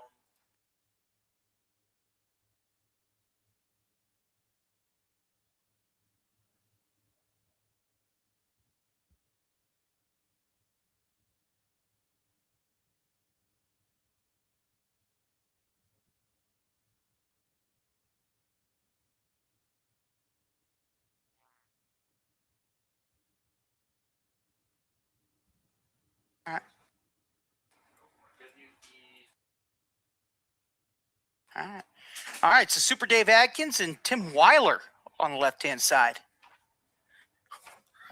Tell you what, Super Dave gave us a little show there, didn't he? Of course.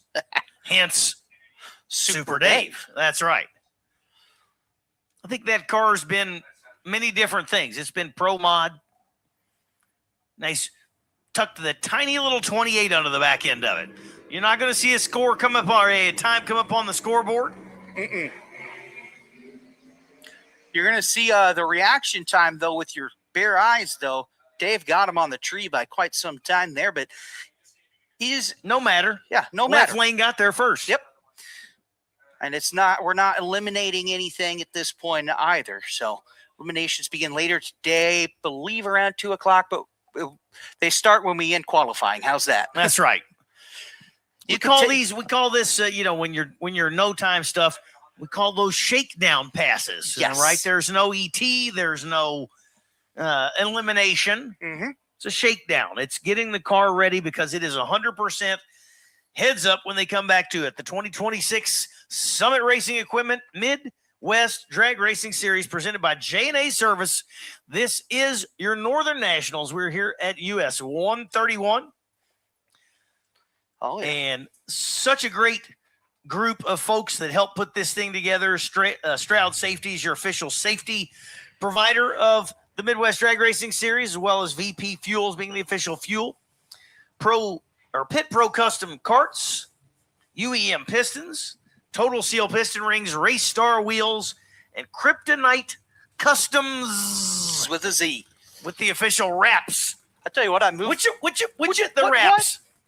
I moved down to Tulsa over the off season, and I was driving around my new place. I live like 2 miles. I passed by and I put my car in reverse. I'm like, that's Kryptonite Customs right there. It's 2 miles from where I live. Did you stop and say, that's Kryptonite Customs? I did. I actually replaced all of my S's with Z's when That's I walked good. in there. Yeah, that's what you're supposed to do. I said, can you put a sweet dragon wrap on a Toyota Prius? And they said, well, what's your budget? And I said, $10. And they said, well, not quite. Yeah, I can put a tiny decal on the corner of the window. They suggested I go to AutoZone for that decal. Right. But no. Yeah, they wouldn't even give you the decal for that. Yeah, but they do the Black Mamba, the Black Widow. They do all sorts of great work. So big thank you to Kryptonite Customs with a Z. Oh, yeah. Here's my Ford guy coming out, 69 Mustang over there on that right side. Love it. And Taylor Strange over here on the left side in the Beretta. I love the Beretta, and also a big thank you to Taylor Strange, because if you're asking why No Time suddenly's now an unofficial official Midwest Drag Racing Series class, it's not a Midwest class, but it's been with us going to be with us at 5 races at least. Thank Taylor Strange. He's organized all this. He organized the shootout in Tulsa. He put out the announcement and talked with Samuel Peterson about it, about running No Time. And so Taylor Strange, the recipient of the Drag Illustrated 30 Under 30 this year, is really the guy behind the scenes who makes this class work, and a hard worker and a good friend of mine. And it's great to see him out there with the Beretta. He loves this thing, man. He loves this thing. And there's Cody Driver, too. Cody Driver, by the way, co-host of Midwest Mondays when we do our wrap-up show, getting him into the beams. Cody lives and breathes drag racing, and I can tell you right now, getting him into the beams. Look at the smile. Did you see the smile on his face? Getting Taylor into the beams. How about it? I love that Mustang. It looks like you could take it to a cruise in over there. Dang, hanging right with him, too. Yeah, he is. Yeah, not hanging with him. He Getting there first. He hung out in front of him. That's right. I would love to see the times on that, because from my announcer's perspective, they were dead even, more or less, man. That was incredible. Yeah, that was a good, like, side-by-side. That's the kind of race you want to see, Mm-hmm. in the finals. Indeed. I mean, yeah, could ever a race be like that, man? Whew. Well, the beauty of things like Pro Mod, the field that right now is separated by 7/100ths of a second. Yeah. That's what every round of elimination is going to be like in Pro Mod today. Just about.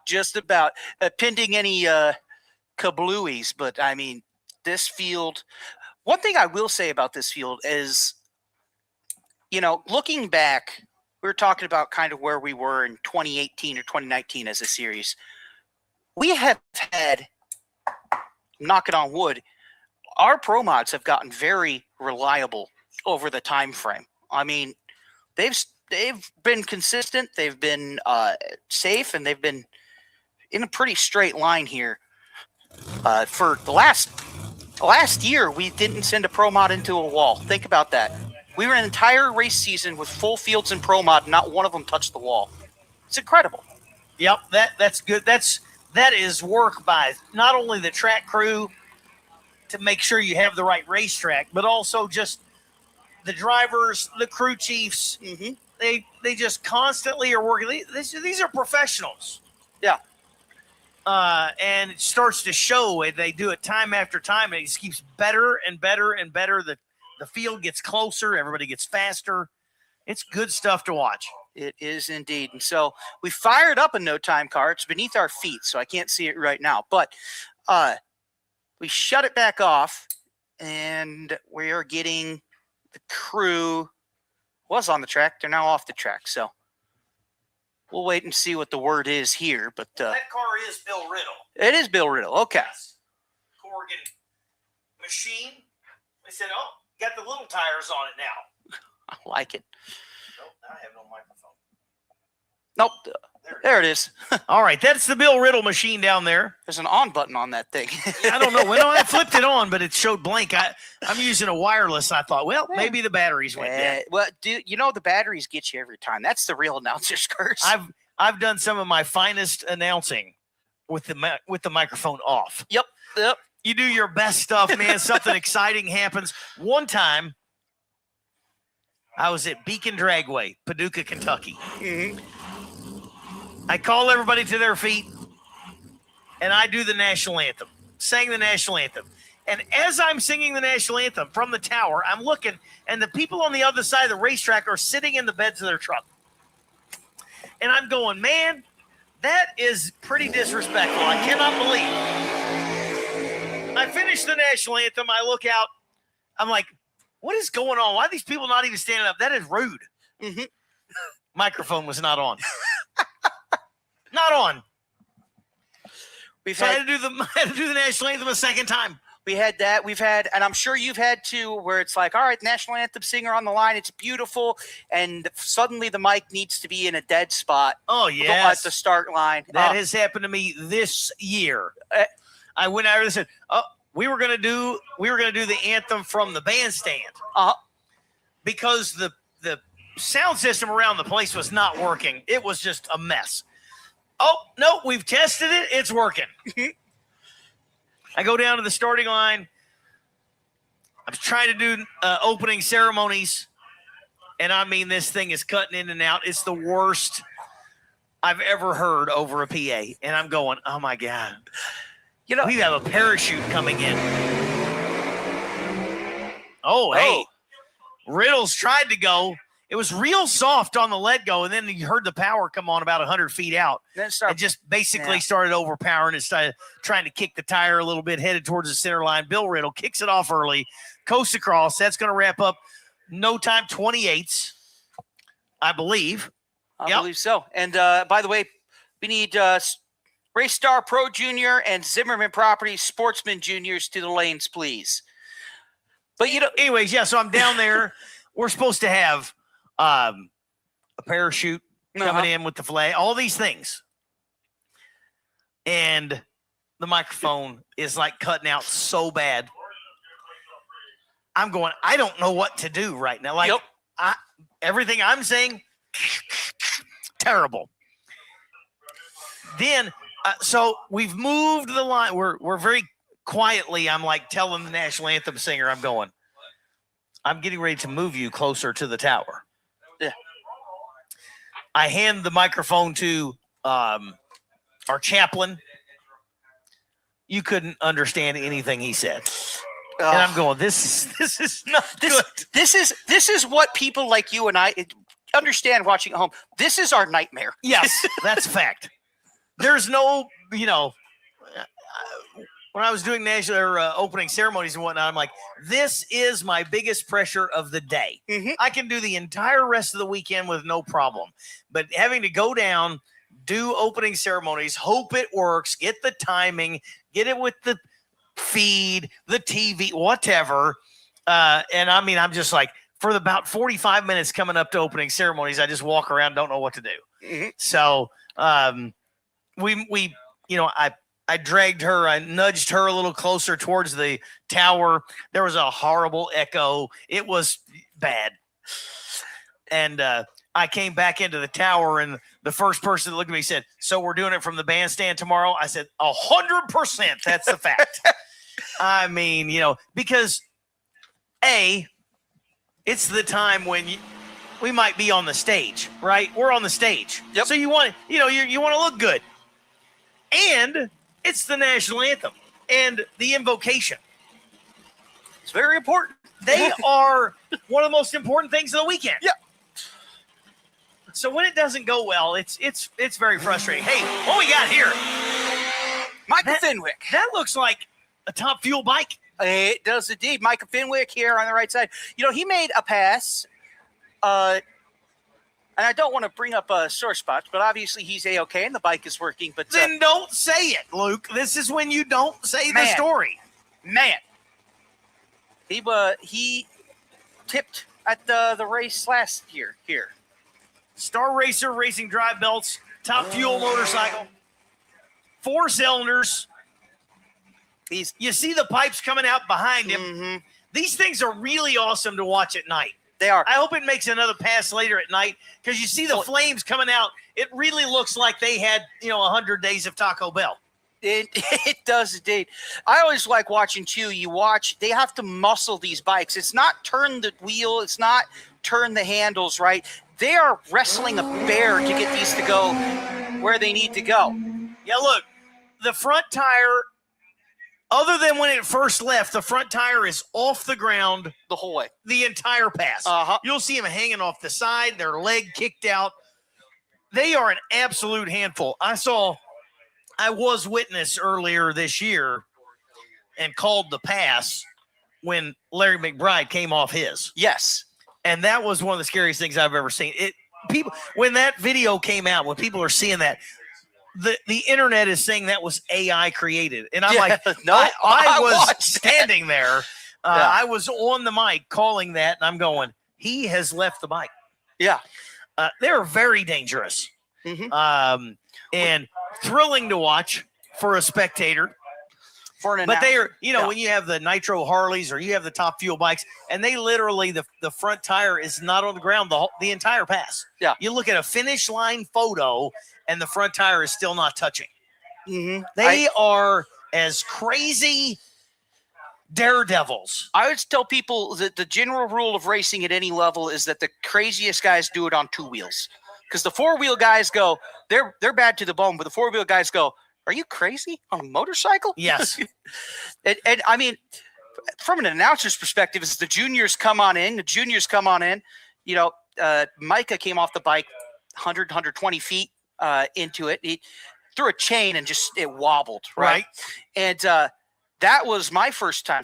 And I'm like, you have to be calm as an announcer, and you're like, I hope I never see a man come off a motorcycle again. It is white knuckle all around. Yes, when Larry came off, it was in the shutdown. Yeah. He was going 180. Yeah, plus. Exactly. And the wind ripped him off of the bike. That's the thing. That's the thing. It looked fake.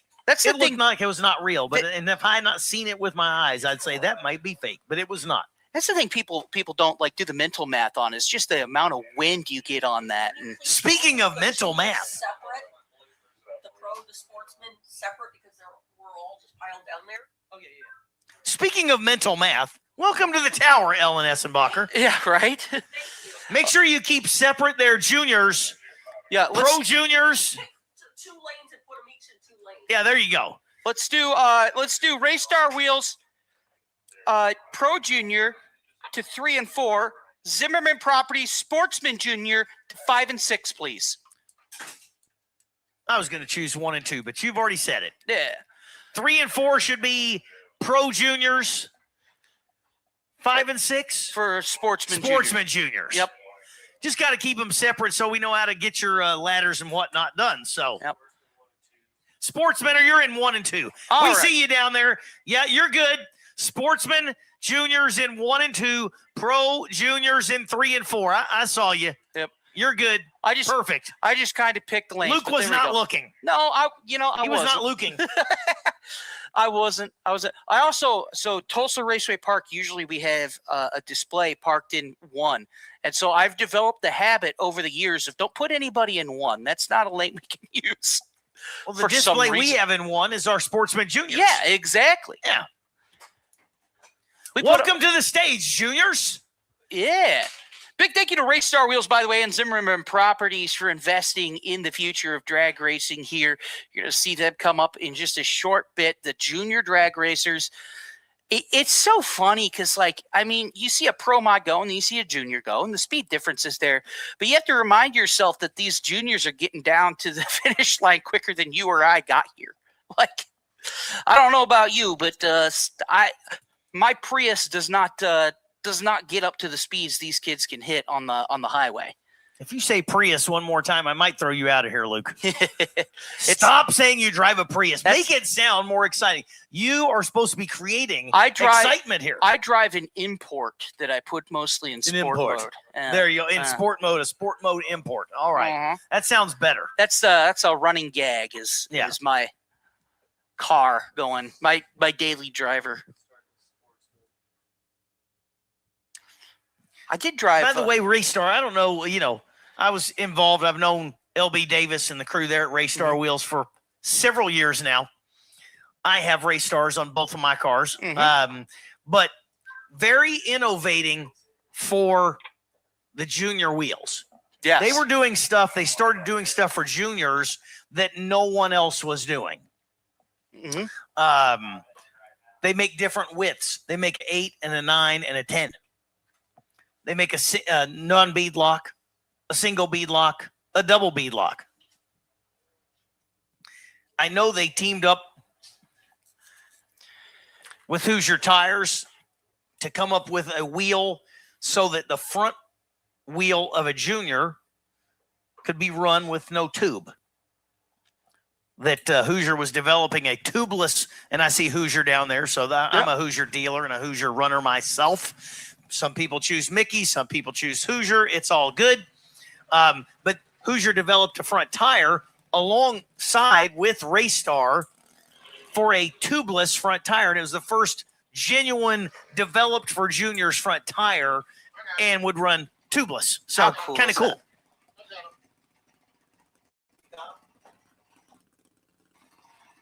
All right. So that'll bring us to Aspen Kalpa out of Muskegon on the right side. All right, attention to the pits. Stroud Safety Pro Modified, heads up. Stroud Safety Pro Modified, this is your heads up.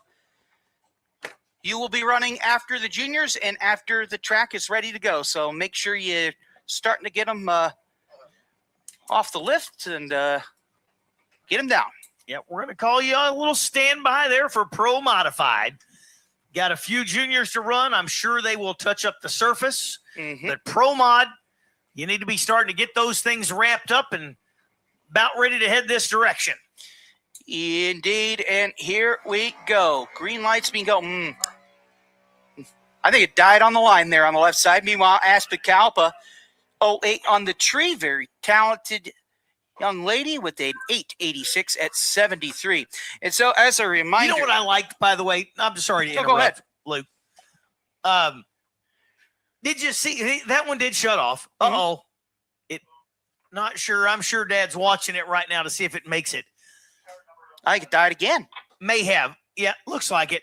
But there was something I saw right there. Now, starting off in juniors, Uh-huh. it used to be like, oh, this is an inexpensive little thing. They are not inexpensive No, at not all.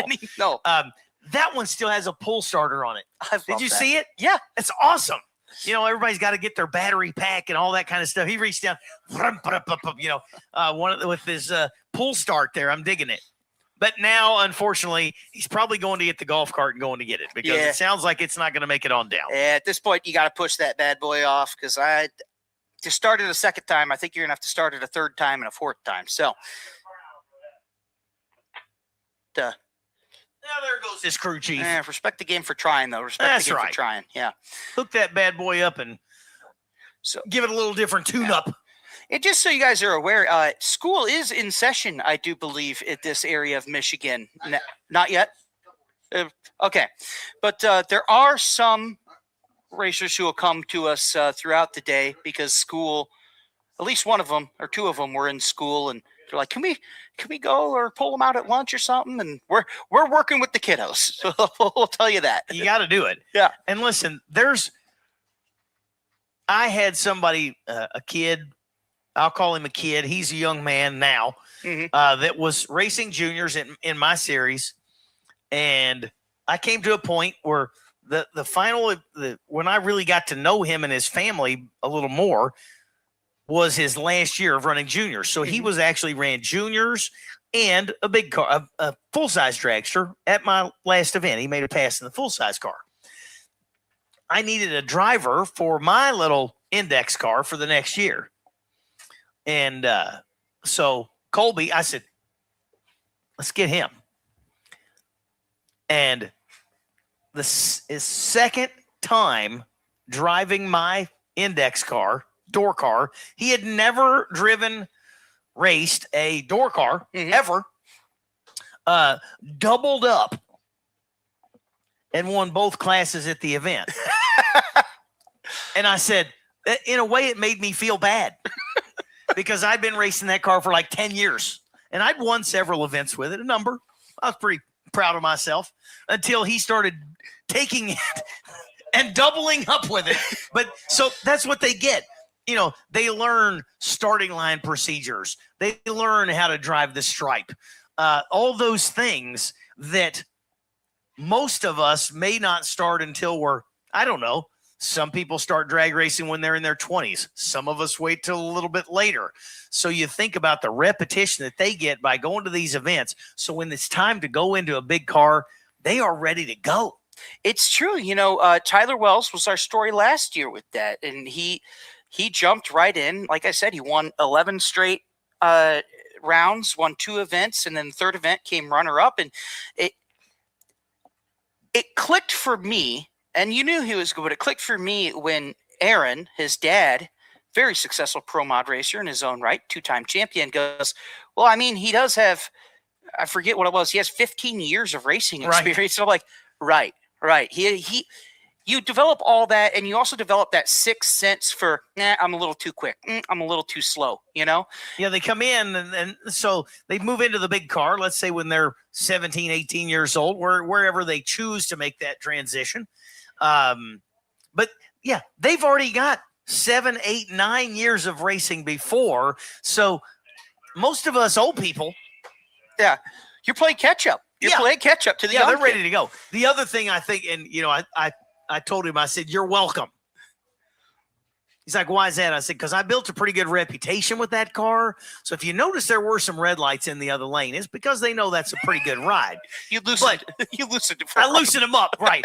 Yeah, it's what, that when you try to open a jar. That's exactly what I was thinking. Yeah, you try to open a jar and you open it. Yeah. And the other person goes, I loosened it up for you, right? Yeah, exactly. I tried to get myself a little pat on the back, but he came in. All he had to do legit was let go of the button and drive the strike.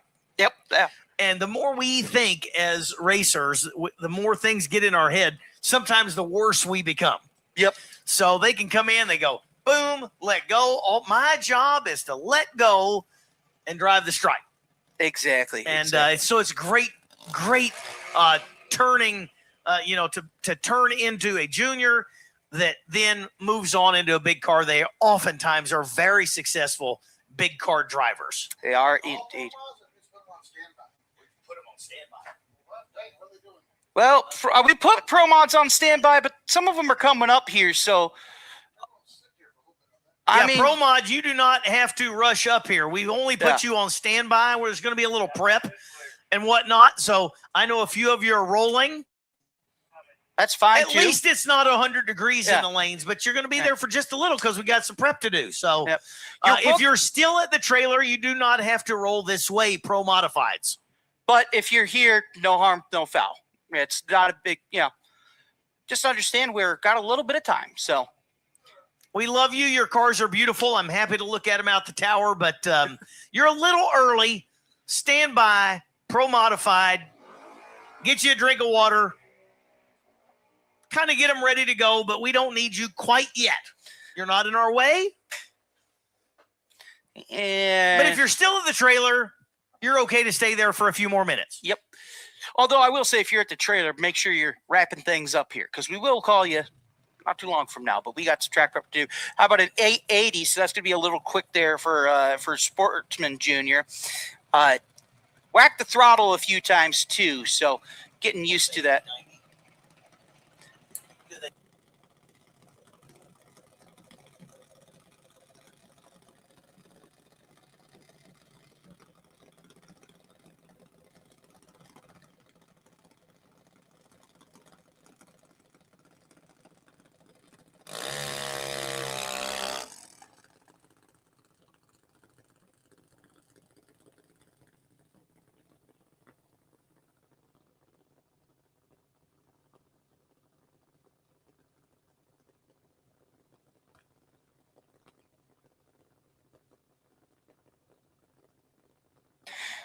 All right, so here's Ian Gethart out of Mainstay, Michigan, the half scale on the right side there.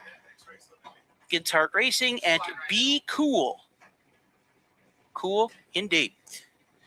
So the sportsmen dial in. The pros are a 790 index. And you heard the little change in the pop of the motor there, and that will bring us to our Race Star Pro Junior. This is a 790 index class this year. We did introduce a Friday night shootout, and we did that in Tulsa, but I don't think we're going to do a Friday night shootout because Friday night shootout is the main event. That's right. This is a Friday shootout. US-131 Motorsports Park. Ian Gunhart. The Be Cool machine on the right side. 25 on the Christmas tree. 787.4, so a tick under the number. They are going to be heads up on a 790 index. So we'll call it, it's a heads up index. You can still, if you go under 790, like Ian just did, that would be a losing pass because you can't go quicker than 790. But it's going to be the first to the finish line without going under 790. It's kind of like the Price is Right. If they both are under, the lesser of the two offenders would be the winner. So if one goes 789 and one goes 787, like Ian just did, the 789 would be the winner in elimination. So the pro category is a pro tree and a 7.90. And you see those mile per hour, about 81, 82 mile an hour is going to be typical there.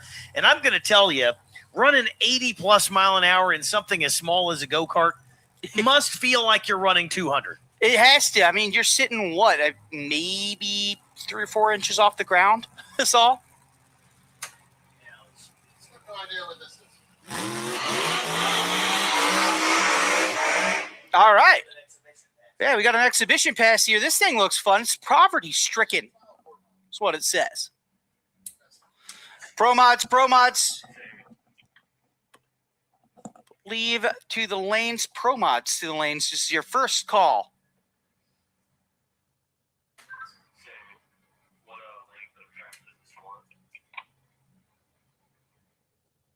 tell you what, I hope we get the buzzsaw. I haven't seen the buzzsaw around, but the buzzsaw is usually at this event, and it is a wild ride. All right, poverty-stricken Fiat Topolino on the right side there. Alcohol-blown car. You see, by the way, it does look very nostalgic, and you see Del Worsham down there putting that thing in the beams. Yeah. Oh, it does sound like it's a clutch. Oh, yeah. Oh, yeah. That looks fun. 480, 151 miles an hour. And you kind of heard those tires kind of bouncing a little bit. I bet that was exciting. That was a miles per gallon kind of run there. That's what that was. That was, I got a grin on my face. Nostalgia racing is pretty fun. If you ever get the opportunity to go to a nostalgia event, there's great big nostalgia events all over the country throughout the year. My home track is one of the biggest ones out there, Beach Bend Raceway Park. Oh, yeah. They're in Bowling Green. They've got the Hot Rod Reunion every year on Father's Day weekend. You'd run that up here? Yeah, I'm sure. That's such a cool event. So, love to see the nostalgia car. You got that making a few passes here. Get it, if you get a chance to go around and find you a good nostalgia event, just, check it out. You'll see legends there. You see cool cars, fun stuff. So thank you for bringing out the poverty-stricken Fiat. One more time. Pro mods to the lanes for Q2. Stroud Safety Pro Modified to Q2.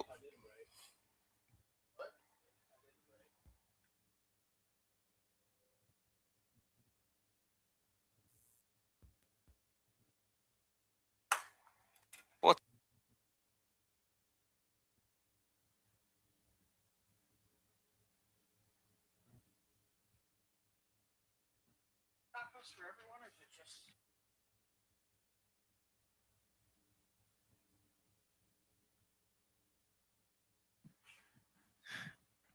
All right, while it's quiet, got a little prep time to go.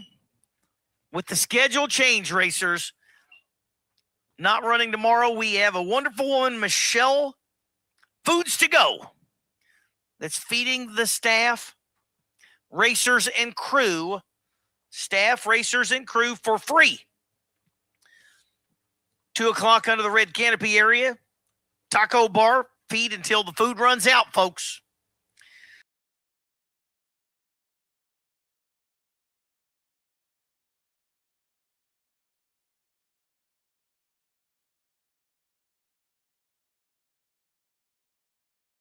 Midwest Drag Racing Series. So we are the beneficiary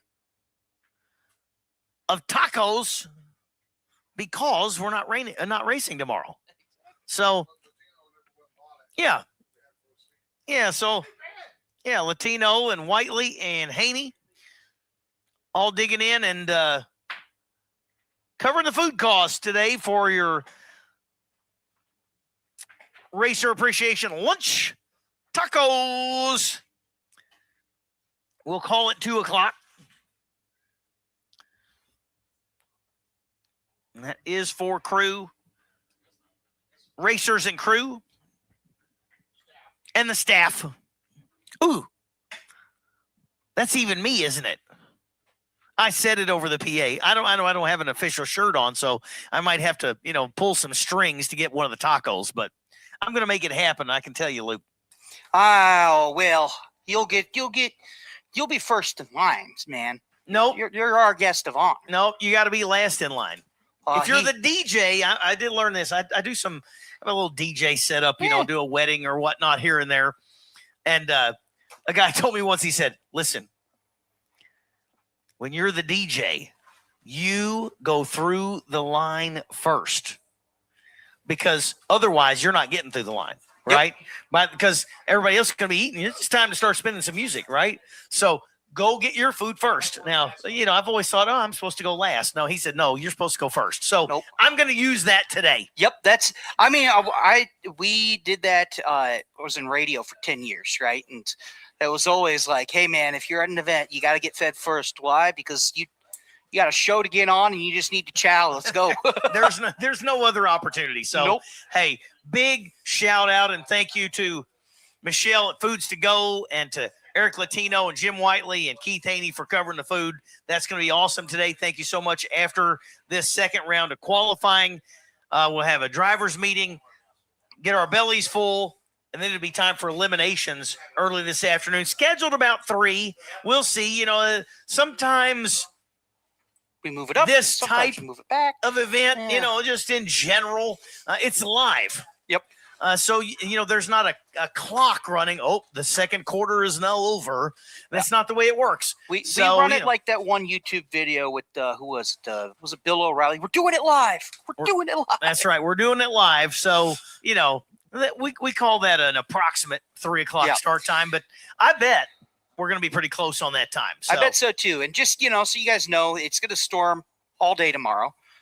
So we made it a one-day event. And so what time the storms roll in overnight, we're evaluating. But, if you see it move up, if you see it move back a little bit, just all depends. And so we're going to get this thing completed. And but we're gonna play with it a little bit. Hey, our next race is September 24th and 27th at Flying H Drag Strip. It's a doubleheader, Thursday through Sunday. We have 2 races. Thursday and Friday is race 1. Saturday, Sunday is race 2. That's the second ever Sunday race in the history of the Midwest Drag Racing That's Series. going to be awesome. How is it? Yeah. 2 races, one tow. If you're a racer, I get to race twice for 1 haul. That's good. If you're a fan, you get to see 2 races from start to completion without ever having to leave. Yeah, it's going to be great, man. And, the Midwest Drag Racing Series, we're putting that on, and it's a very special event for us. And I'll tell you right now, we are looking forward to seeing you all there. So, again, that's September 24th through 27th. Again, free stream on YouTube right here. And for those of you watching on YouTube, speaking of that break, by the way, we're going to take that break. We're going to end the YouTube stream, and we will start another one for eliminations.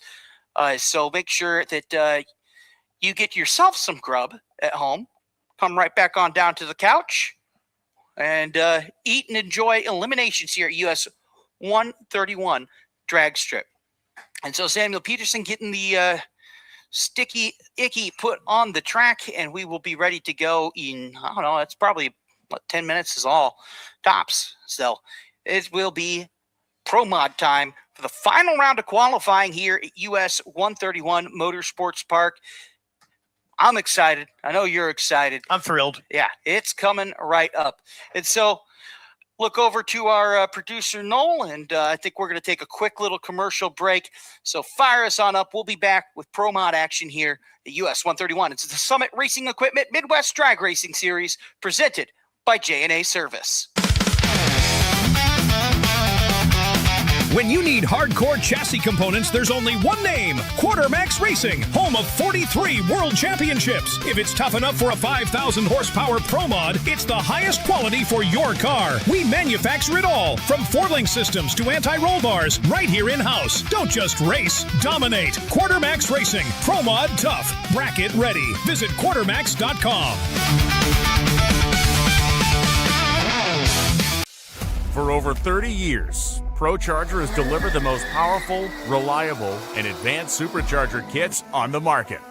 With over 200 national championships in the last 20 years and thousands of wins at the track, there's only one choice. The broadest supercharger lineup on the planet, including 50 state legal systems. ProCharger, invented, engineered, and built in the U.S. What does it mean to be built with Summit? It means you're hitting the autocross, drag strip, road course, trail, dirt, or open road with confidence. Because built with Summit means you're using parts from the top names in performance, priced to make your project affordable, and it's all backed by trusted tech expertise and blazing fast shipping. Summit Racing Equipment. Let's build it together. SummitRacing.com.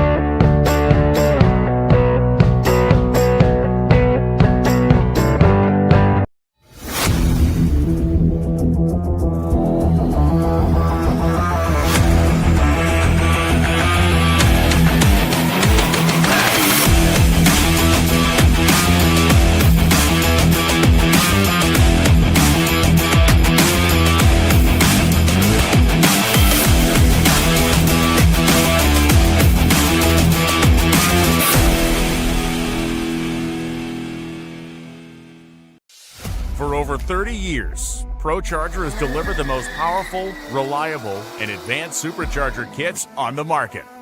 With over 200 national championships in the last 20 years and thousands of wins at the track, there's only one choice.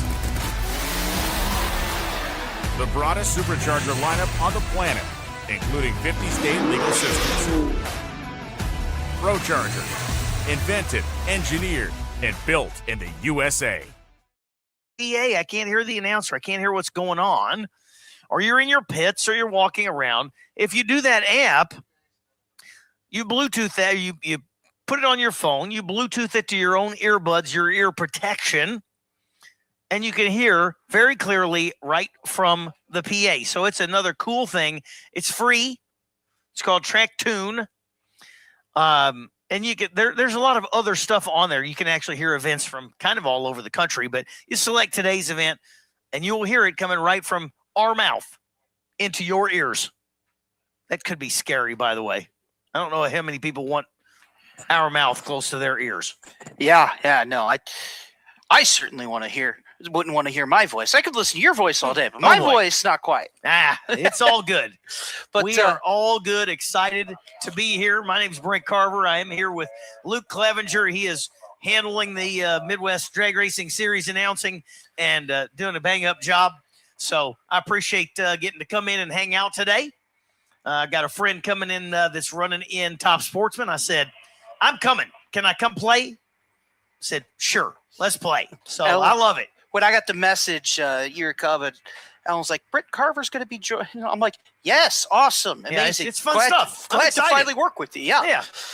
And I mean, what a great event this is too, man. I mean, this is the Pro Mod show on display here is just amazing. So yeah, you're going to have 26. We had 26 make first round of qualifying. Mm-hmm. That's a 16 car field. So right now, by the way, when we go into next round of qualifying, that is the final qualifier due to the condensed nature of the beast. Nature of the race, yes. So this is their final attempt at making what I will call the A main field. Yep. The top 16 quickest make the field. The other 10 go to Slammers. Move to what's called the Slammers class, so they get to race for a separate pot. And first round losers in the main event can buy into the second round of the Slammer class. So you get 2 complete pro modified races today. Indeed. And just as a reminder too, our season points, you get 5 points per round win in Slammers. Now, that means that it matters to these drivers who are going for the championship. I mean, we see championships every year that come down to 3, maybe 4 points going into the final race.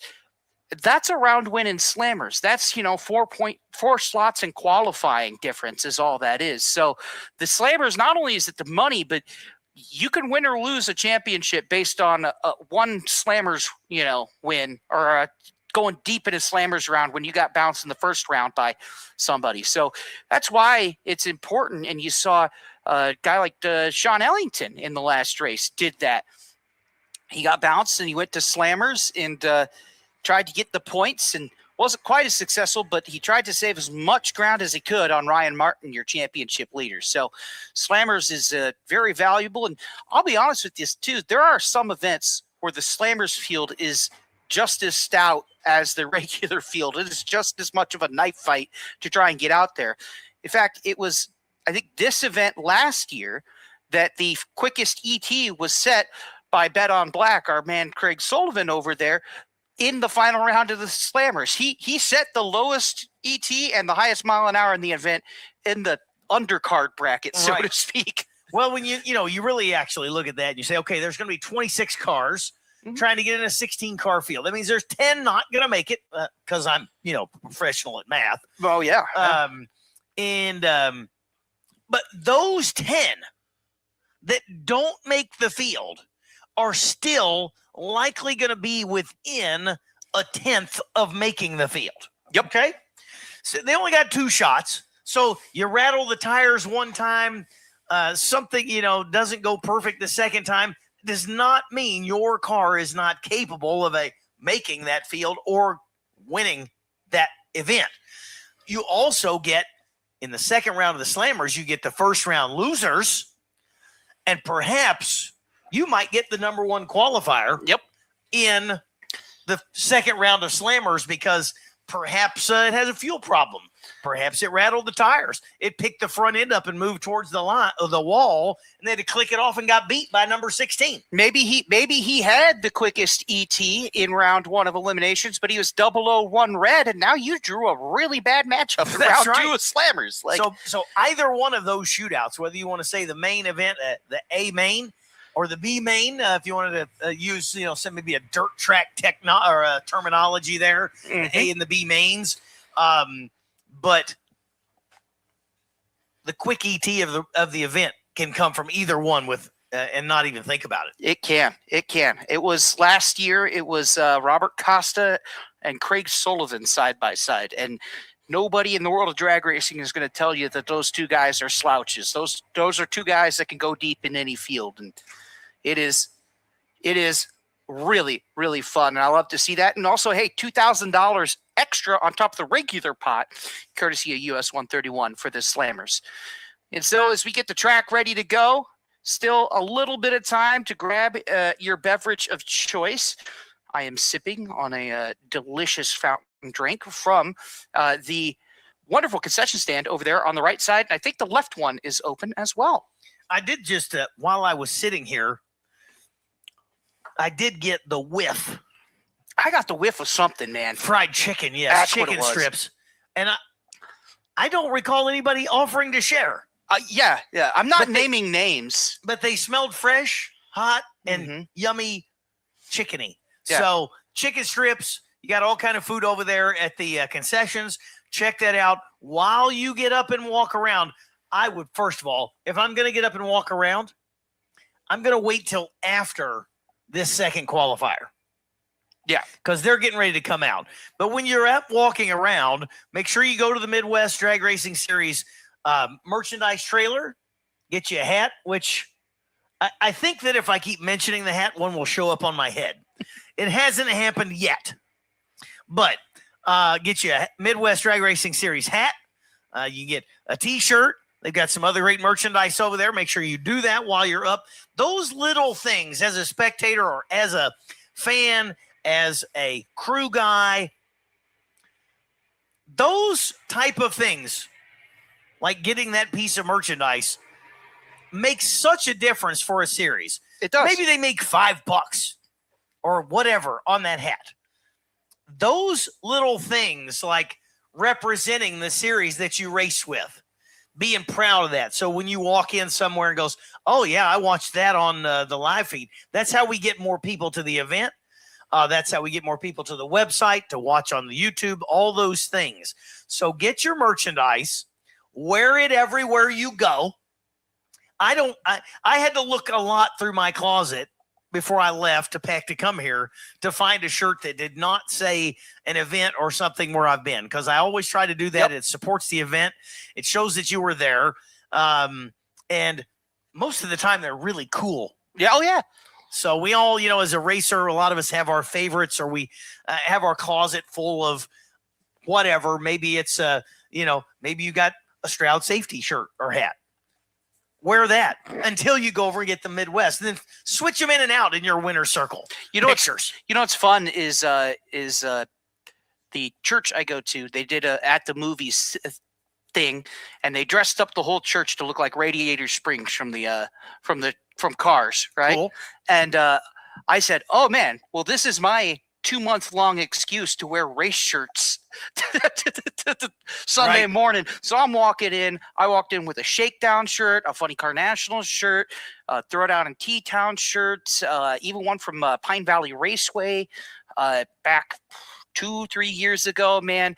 Midwest Drag Racing Series. I have a US-131 shirt. I rep them everywhere, and I even got an excuse to wear them on the Sunday morning too. And I'll tell you what, it means a lot to us. It means a lot to the racers. Yep. The racers are probably more excited to have somebody wearing their shirt and ask for an autograph than you are to get it. I promise you. That's a fact. Hey, it is time for the final qualifying session. Oh, man. Q2 here at US-131 final qualifying session, Pro Modified Midwest Drag Racing Series, and going to kick off round number 2. The bump right now is 366, and it is the Black Widow of Keith Haney on the bump at 366. I'll tell you what, man, this is going to be a shootout, and Paul Gargis, the winner of the last event here with the Midwest Drag Racing Series, is going to lead the charge.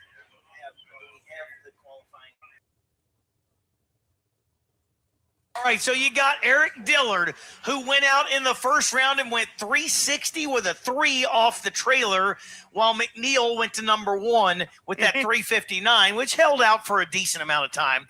But Dillard now would like to crack that. He was right at that 360 flat number. I'm sure we'd like to see a 59 light up on the right side.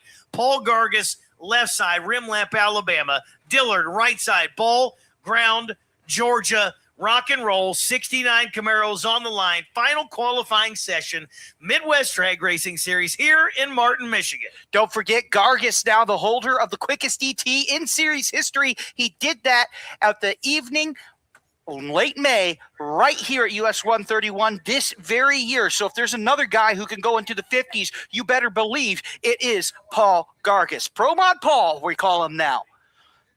All right, so pre-stage beams are on. Gargis is in. Here comes Dillard. Oh, what a nice link down both sides. 360 with a 7 for Gargis at 207. Dillard goes 361, backing up his 360 from earlier. 361 for it, 208. Paul Gargis going to jump to the number 6 position provisionally. And Dillard going to hang at the number 5 spot off of his 360 with a 3 from the first qualifier. Well, when you look at the standings, Norton, King, Dillard, Gargis, all in the 360 with a little 0237, all those numbers, but they're in the 360 range. That seems to be right around where the atmosphere is right now. Watch for Paul Gargis and Eric Dillard to go rounds. They're running bracket cars. And I also want to point out, Gargis in the warmer air knocked 300s off of it, man. And he didn't drive a straight line. He added a couple feet by driving diagonally, too. Oh, how about this pair? The J&A Systems machine on the right side of Eric Latino, and the left side, the 69 Camaro, one of the only nitrous boosted machines there on the left side. Ryan Bush, 69 Camaro, 959 cubic inches of nitrous and Musi power. Indeed, El Chapo is ready to, I'd say, lay down the law, but perhaps evade the law as the purge comes right on out. And Ryan Bush, coming to us out of Fort Smith, Arkansas, came up here not to run in the Slammers. He came up here to throw down with the best of the best. He is on the outside looking in. Your number 17 qualifier provisionally. He has a little bit of space to get in. The quickest nitrous car in the Midwest Drag Racing Series in 2026 is right here on the left side, and Eric Latino's and the J&A service car, both of them speak for themselves. This should be a really fun pair to watch. Yeah, so our bump is 366, which is Haney, which is another nitrous car. Yep. The number 17 position is Busch. Got to go a 65 to get in. Is it going to get there? 67 with a 7. Not going to be enough to get Busch on the right side of the bump spot. Eric Latino, 362, 6 at 208. And Latino going to still hang at the number 10 provisional spot. So Latino's been 62 with a 6, 208 mile an hour. Eric Latino, I'm not going to say solidly in the field, but the 10 spot, there's going to have to be a few of them pick up the pace. Yep, he is. And Latino, 10th is not the worst place to be in, but how about this? Who would have thought the first time these two have ever matched up, I promise you that, it's Sean Ellington and Ryan Martin. You've never seen one of these. This is not a rerun. Do not adjust your screens. Murder Nova on the left-hand side in old blue, the Ramjack Keitany Racing 69 Camaro.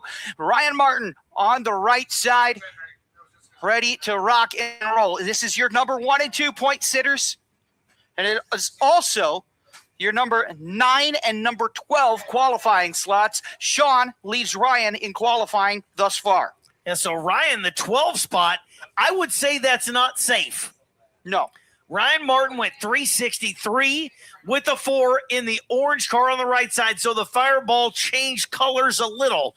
It's a little bit hotter of a fire, I think, when they're orange instead of red. Yes? I think so. It gets wider as it gets hotter, sure. That's right. And Ryan and Sean Ellington, y'all know him as Murder Nova, changed from a turbo setup to a Pro Charger setup, correct? He did. He went centrifugal. In US-131, or over the offseason in the Winter Series. And so he is very, very excited. So this is number 1 and 2 in the points. Oh, there's a good pass. Martin out front, 361.7. That's going to move him handily up and now solidly in the field. Going to probably move Johnny Camp down 1 spot there, and he did. So Ryan Martin goes to the 7 spot, goes 361.7 at 209.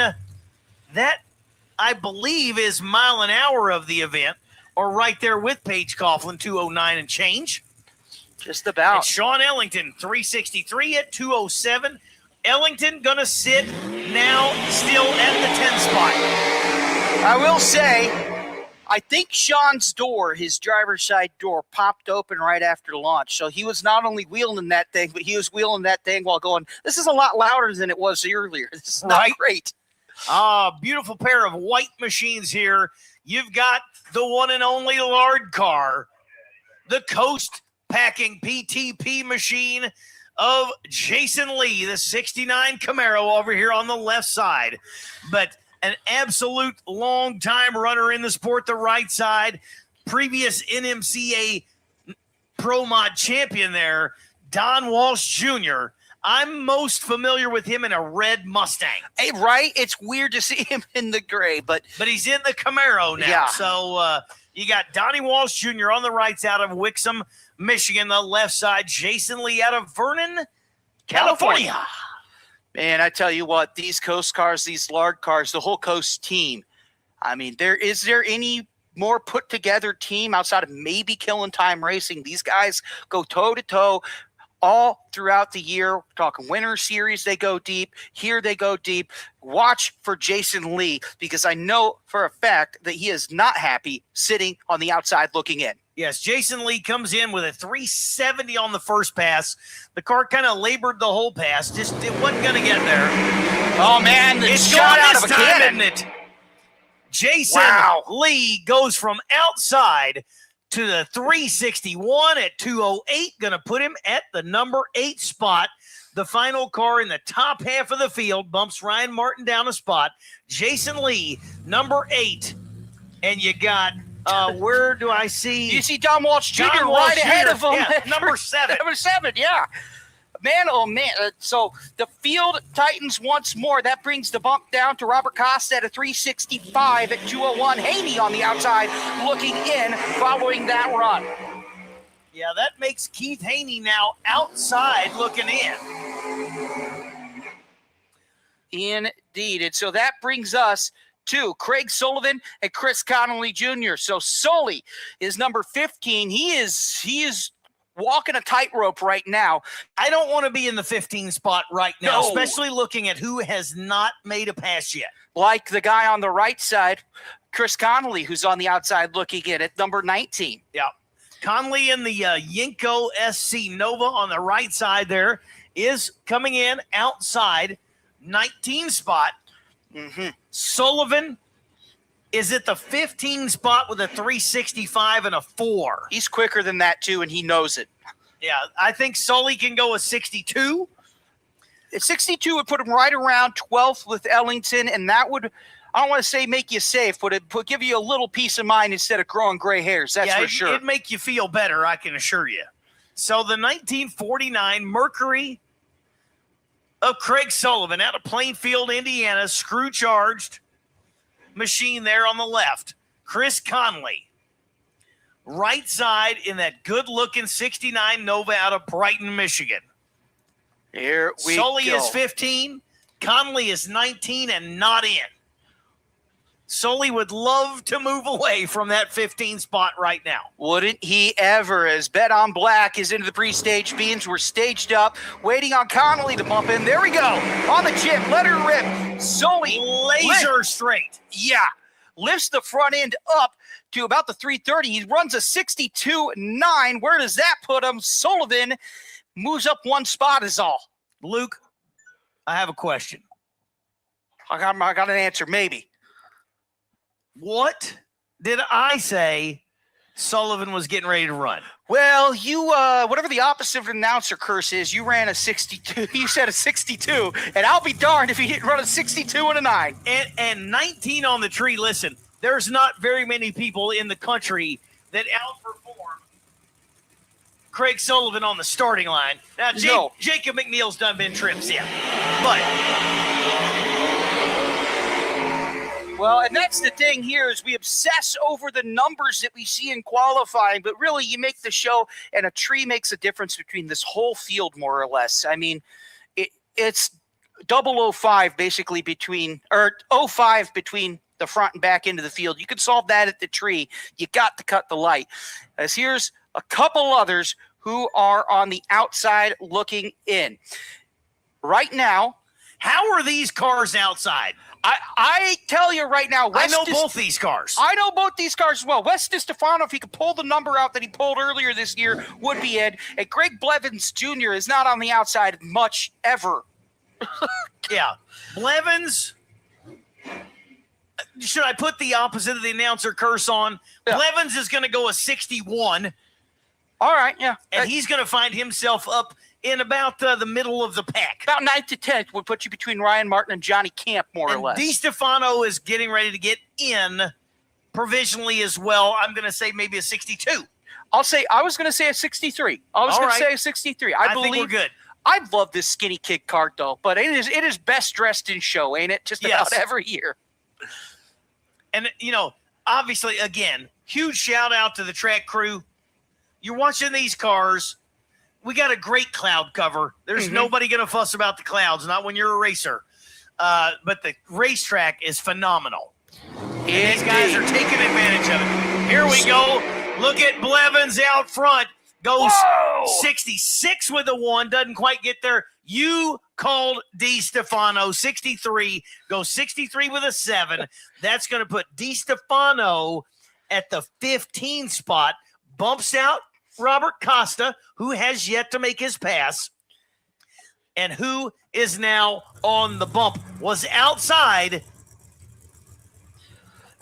looking in is 363. Is Greg Blevins. Costa just got bumped.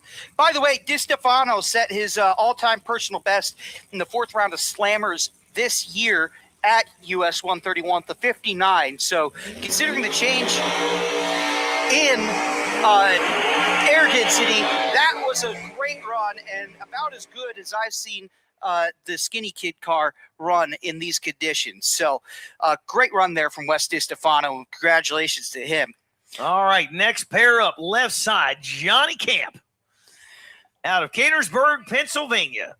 Comes in the number 10 spot. Look at that. Number 1 is a 359 with a 3. Number 10 is 361 with a 7. This is ridiculous. 200ths apart from 1 to 10. 200ths of a second. So Johnny Camp going to be over here on the left side. Blake Housley. Is Housley in? He is number 11. So this is number 10 and 11 coming in.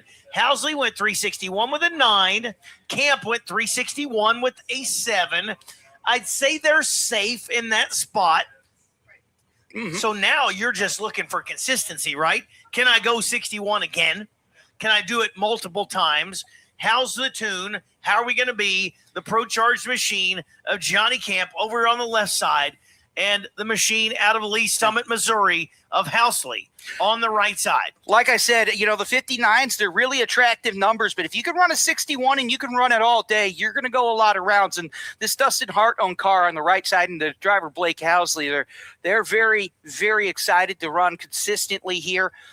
They ran a good run right around a 361. That was last evening during testing. They did it, of course, this morning, and now really time to see if the proof is in the pudding as they go up against one of the best to do it in Johnny Camp on the left side. We are 3/4 away, staged up. Camp will break into the beams and his Pro Charger will take off. Here we go. And look at the Hart's car first across the line. How about a 61 and a 7? He's 002 off his previous. That is a great run for Housley and Johnny Camp. Stout makes his time just a little more stout. As I take a look, he is going to be now number 6 with the 360 and a little 4. Yeah, Camp picked it up just a touch, picks up a little over a hun, 360 with a 4. That's consistency. Now, Johnny can't make a miss like that on the starting line. No. You saw Housley was way out. Oh, the burnouts never lie. The Sheriff Rudolph laying down the law on the right side out of Brownsburg, Indiana. The 1969 Camaro they call the Ghetto Sleigh. That left side coming in, your number 2 qualifier, and he's shown it time and time again, too, on that starting line. Mm-hmm. He was trip zip 1 in the first round of qualifying and went 359 with a 6. Held on to the number 1 spot till about 2/3 of the way through qualifying session when Paige Coughlin comes by and takes it by 3 thou. So McNeil, I'm sure right now is going, don't take my number 1 spot. Are we going to see another 59 by McNeil? I think so. You just might. There have been 359s so far this week, including testing yesterday. 2 of them are Jacob McNeil. And he is he's walking with a little bit of a strut right now because he knows he is back and ready to go. But he needs to jump and find 0.003 of a second to jump over Paige Coughlin. Rudolph needs to find more because Rudolph is not in. Which is shocking because Jeff Rudolph is, well, he's Jeff Rudolph, right? That's right. The big deal, though, there with only being 2 qualifiers, you ain't got much time to get it done. Nope. So Rudolph, little swing and a miss on the first pass. He's got the car is 100% capable of making this field.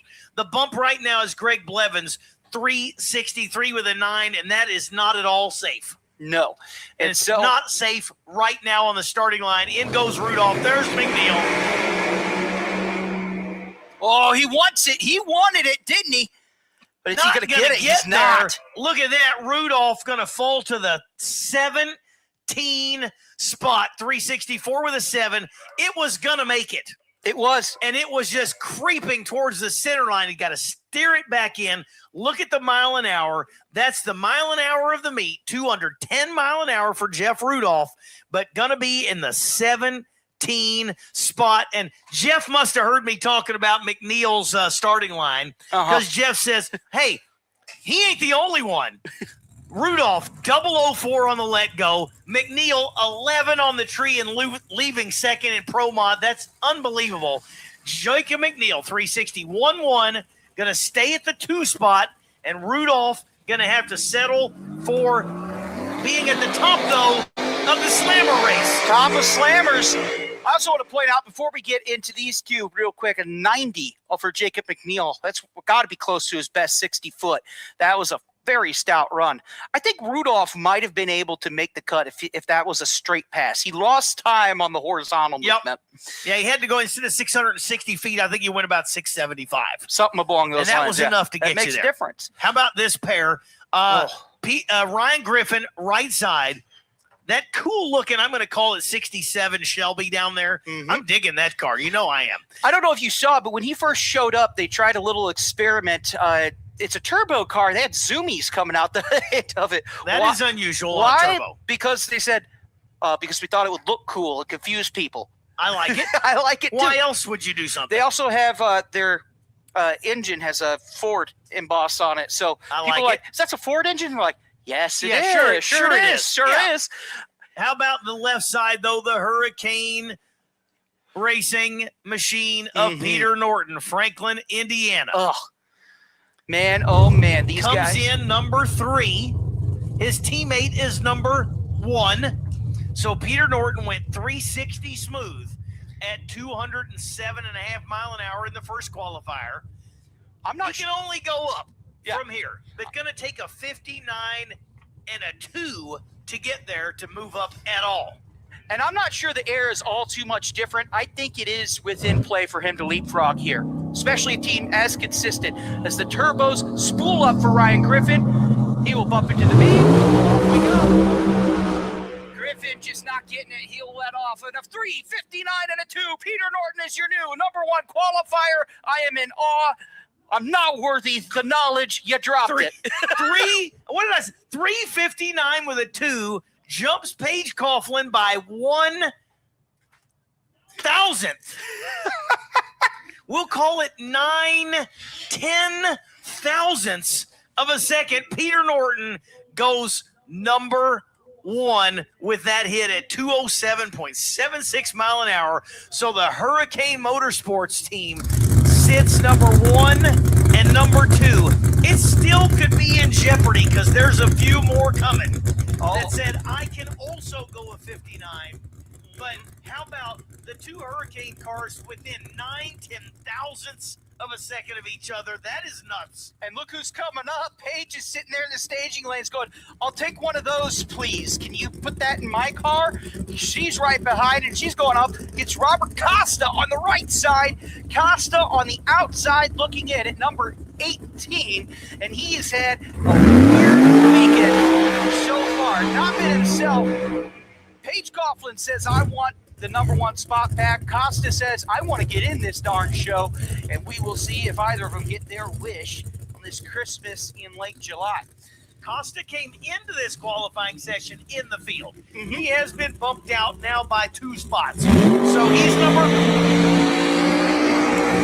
This previous run is 65, and a 63 is all he needs. Yeah. It's not that big of a leap to have. Yep. Greg Blevins currently sits on the bump with a 363 and a 9. By the way, attention in the pits. Top dragster to the lanes for Q2. Top dragster to the lanes for Q2. Did we hit Hemis if we're there too? Hemis to the lanes if you're not already.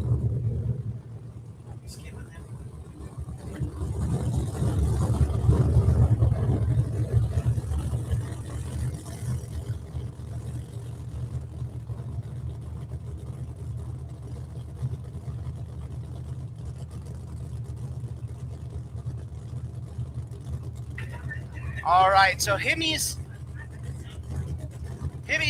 hang on. But top dragster, race your wheels, top dragster to the lanes. Paige Coughlin, Robert Costa, side by side as the Jegs machine closes the door. We get ready to rock and roll. I think Costa's getting ready to get in. I think he is too. He's getting ready to get in. He's right there. The pass was not perfect earlier. It was really good. Yes. But he doesn't need a whole lot of improvement, and you've seen a few of them improve. So if he can improve this, by a few hundredths of a second, that's going to get him right back in. It will indeed. And 65 is slow for that car. We've seen that car, and the Tuttle Road camp really get some extra speed in that. Very impressive at shakedown. Not the atmosphere that shakedown was, but it is still a quick car. So let's see if they can do it. We're 3/4 way staged up. It's time for Robert to move in. Green lights we go. Oh, he's out front, too. That's a good pass on both lanes. Oh. How about 360 with a 6 for Paige Coughlin? Not going to improve, not going to take number 1 back from her teammate. Goes 60 with a 6 at 210. Another car now that's topped the 210 mark on mile an hour. Costa, 364 with a 9. A slight improvement over his last pass, but not enough to get it done. No. So Robert Costa going to be kicking off currently, provisionally would be number 2 in the slammer category. Attention, top sportsmen. Compressed air supercharging top sportsmen to the lanes, please. Compressed air supercharging top sportsmen to the lanes, please. As that'll bring us to another Tutaro tuned car. And the Tutaro tuned car of Costa just missed the field. Now on the outside looking in is Keith Goolsby in the Red Rocket. And the Branson Champion Auto Lift CEO is saying, hey, man, I need to get in here. What do we got? Throw everything you can in the 79 Vet. I'm digging this Camaro on the left side. Oh, yeah. Pro Charge machine of Ryan Hayward. Both of these cars are not currently in the A main field. And they're both very capable of being in it. Is that a new car?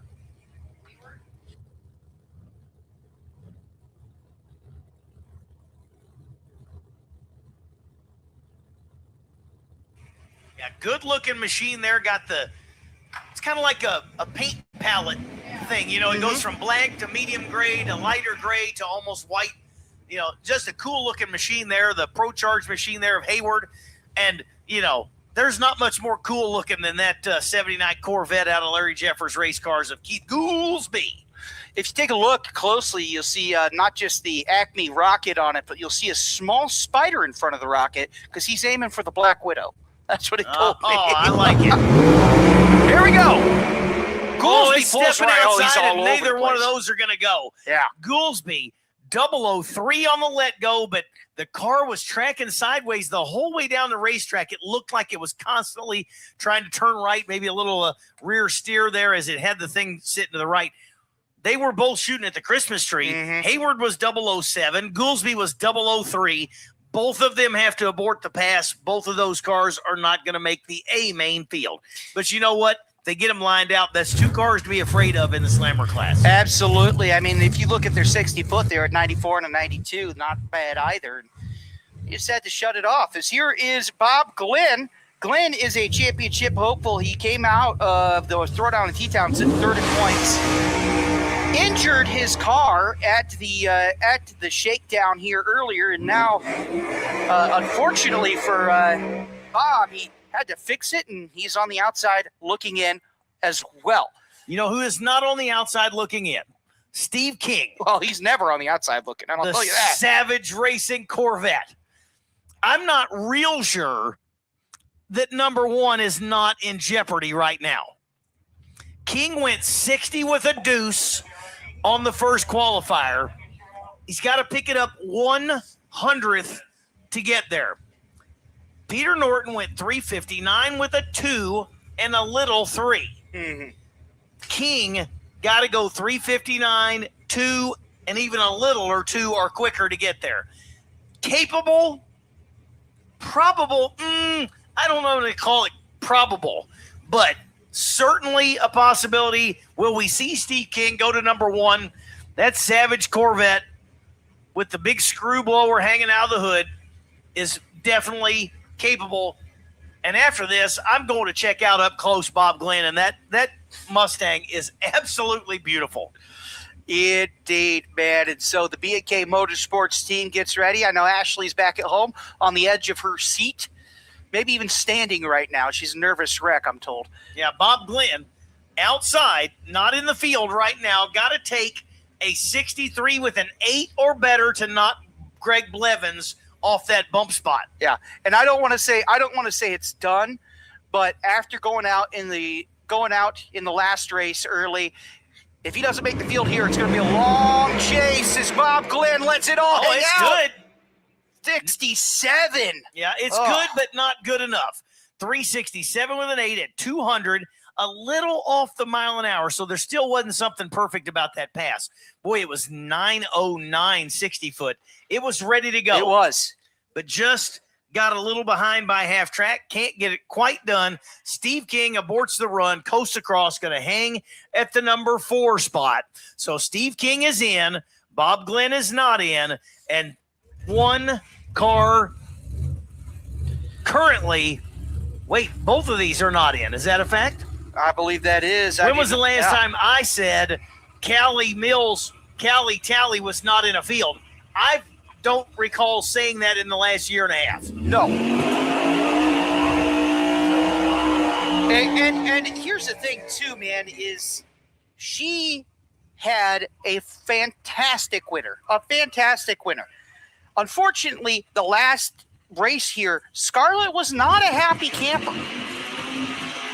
I believe she banged the blower off and then more in back-to-back runs. So she kind of has a chip on her shoulder because she knows that she needs to be way higher up the point standings, and she's trying to chase down. I mean, the Pro Mod Mania, the runner-up, she won the Throwdown in T-Town last year. She was the best of the Midwest class at the Winter Series.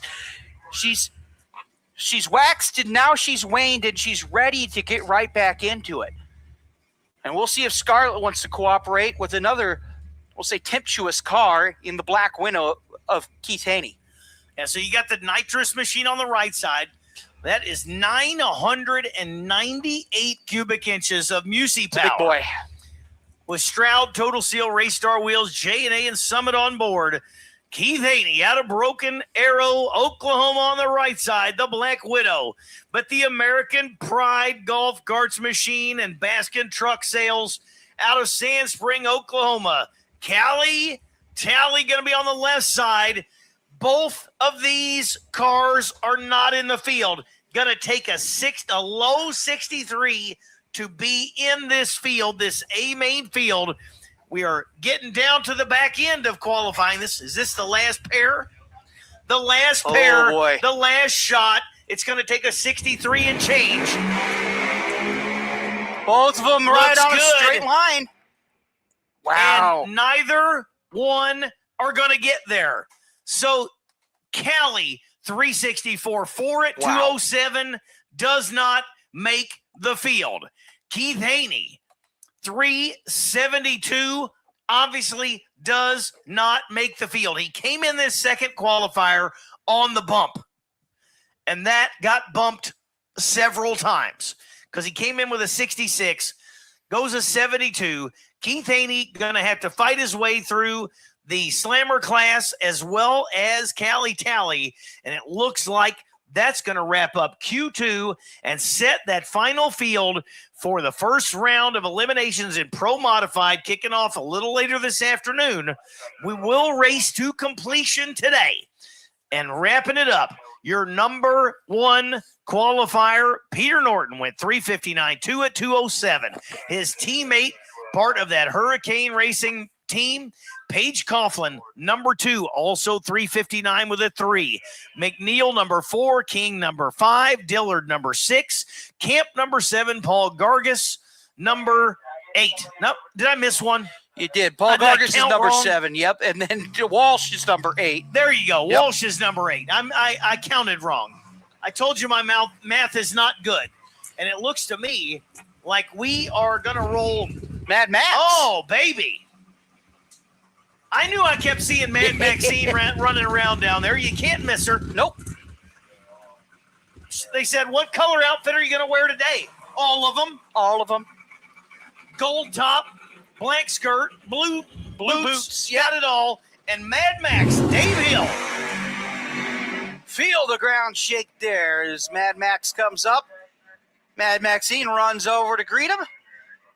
And the Nitro Chaos Funny Car of Dave Hill out of Indiana. And you see the Taco Man, his son, Ryan Hill, sitting down there getting ready to put Dad in the beam. And his daughter-in-law, Shannon, we call her Mad Maxine for good reason, backing him up, getting a little taste here of some nitro action with Dave Hill and the Mad Max Mustang. And let me tell you here, if you're right here at US 131 and you like what you're seeing, NHRA stop coming up in just about a month here, the first ever NHRA Great Lakes Nationals right here at US 131. That's going to be awesome. It's going to be amazing. It's Dave Hill. Bumps into the beams. Let's see what he does. Uh-oh. Hey, we've got, no, yeah, he's not going to do much there.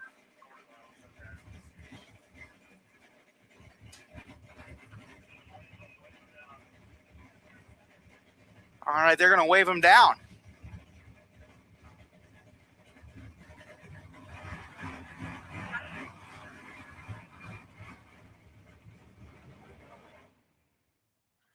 Uh-oh. Yeah, that wasn't what they wanted to do.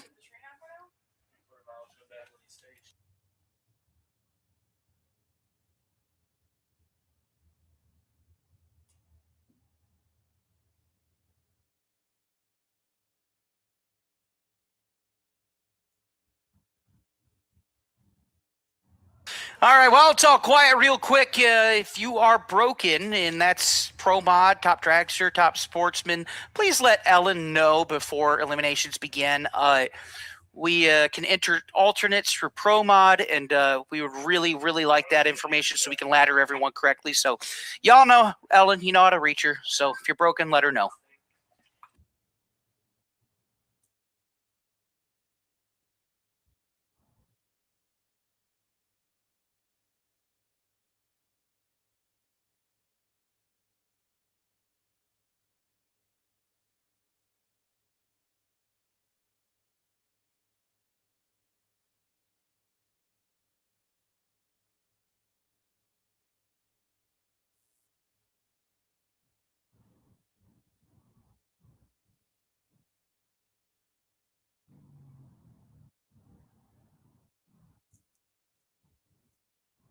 All right, so folks, got to back up the Mad Max machine.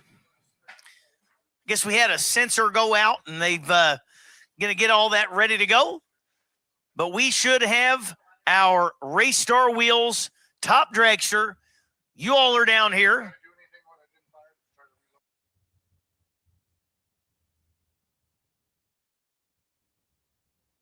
So the next two classes up going to be Top Dragster and Top Sportsman. You should all be in the lanes.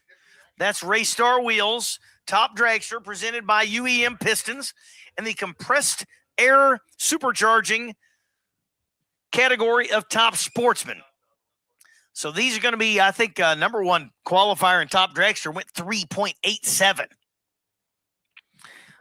And in Top Sportsman, I think it was Jimmy Fallon with a 395, if I'm not mistaken.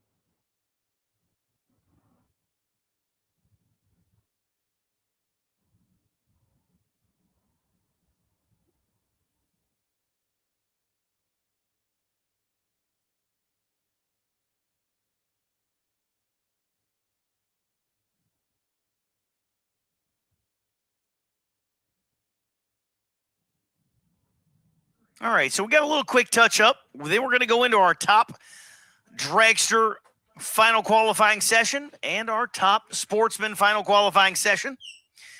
Then we will get y'all laddered up as well. Don't forget, Pro Modified. I didn't see anybody that looked apparently broken there on that second qualifier, but if you are broken and know you're not going to make first round, please let Ellen Essenbacher know so that we can get your alternates in. But the field is set for Pro Modified. I went through the top 8. The bottom 8 of the A main field. Number 9 is the Lard car of Jason Lee, followed by Ryan Martin, Blake Housley, Sean Ellington, Eric Latino, Craig Sullivan, Wes D. Stefano, and Greg Blevins round out the A main field. That field brought to you by Stroud Safety and Larry Jeffers Race Cars.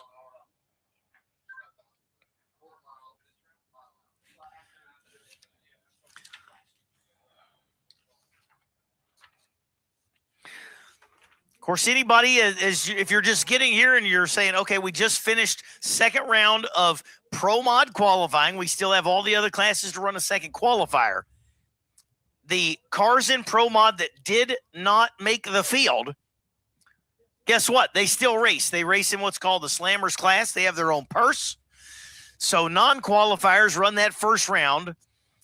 And then first round losers in the main event field can buy into the second round of the Slammer category. So a lot of times, somebody in the main field goes out in the first round, rattles the tires, whatever. They go back, they buy into the second round of the Slammers class. They still get points, and they get to run still for another purse. So you end up getting to see really 2 Pro Modified fields, 2 Pro Modified elimination setups happen on the same day. Also, don't forget, the Florida Tech racing team here. You got Del Worsham here today.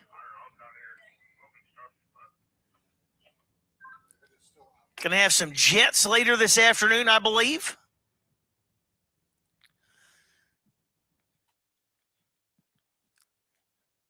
We got the wildest PT Cruiser, wheel standing PT Cruiser here. Although I was digging their golf cart. The golf cart is super cool. It's got the PT Cruiser look even on the golf cart. So pretty neat. Get yourself something to eat from concessions. Got drinks, chicken tenders. I'm sure there's burgers and dogs and all those kind of things. Whatever you want to eat, make sure you get you something to eat. Do not forget racers, crews, and staff. After this round of qualifying, we will have food provided by Michelle with Foods to Go. And the cost of that covered by Eric Latino, Jim Whiteley, and Keith Haney. Thank you all so much. Opportunity was there without the event happening tomorrow. Already got everything ready to go. Let's feed everybody.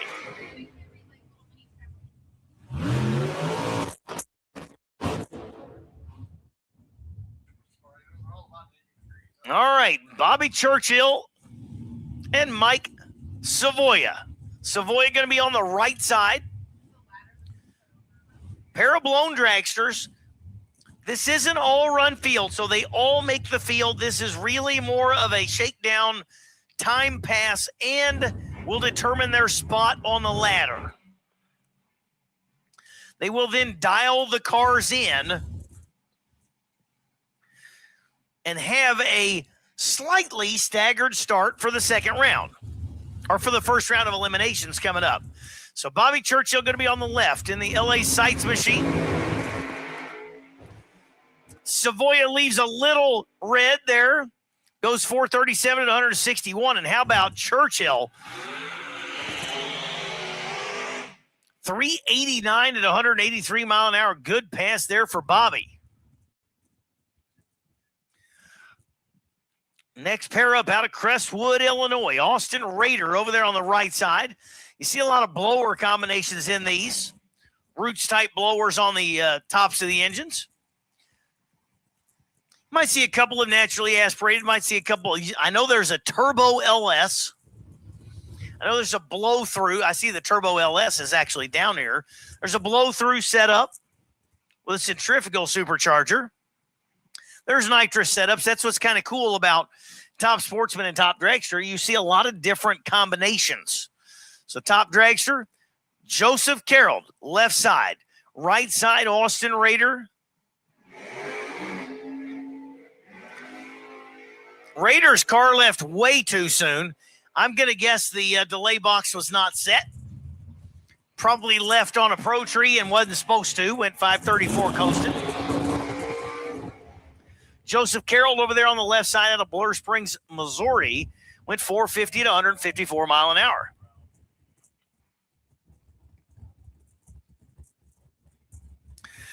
Here is that turbo stock block LS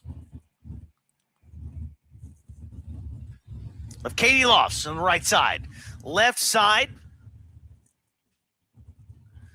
Jim Thurston Jr.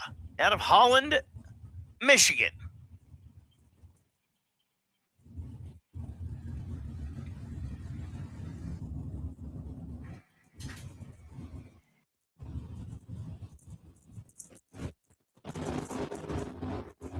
Seen a few red lights. 15 red there for Thurston, goes 445 at 157. How about 433 at 158 there for Katie on the right side? They were actually both 15 red. Katie was 15 with a 0 red.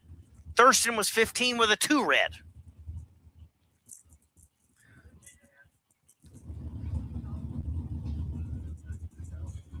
There's the Fiat.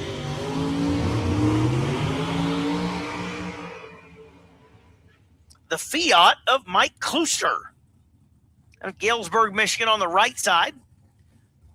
And Brian Bennett, left side. There it starts to back up. I was starting to wonder if there was a problem. Finishes the burnout, starts backing back up.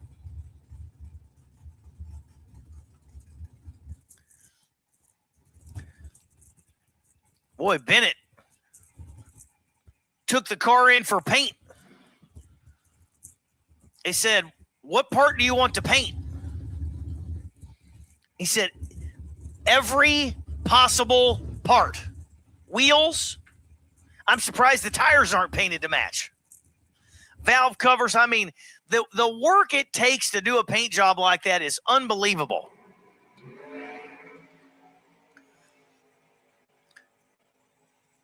Klooster goes 447. Bennett 434 at 160.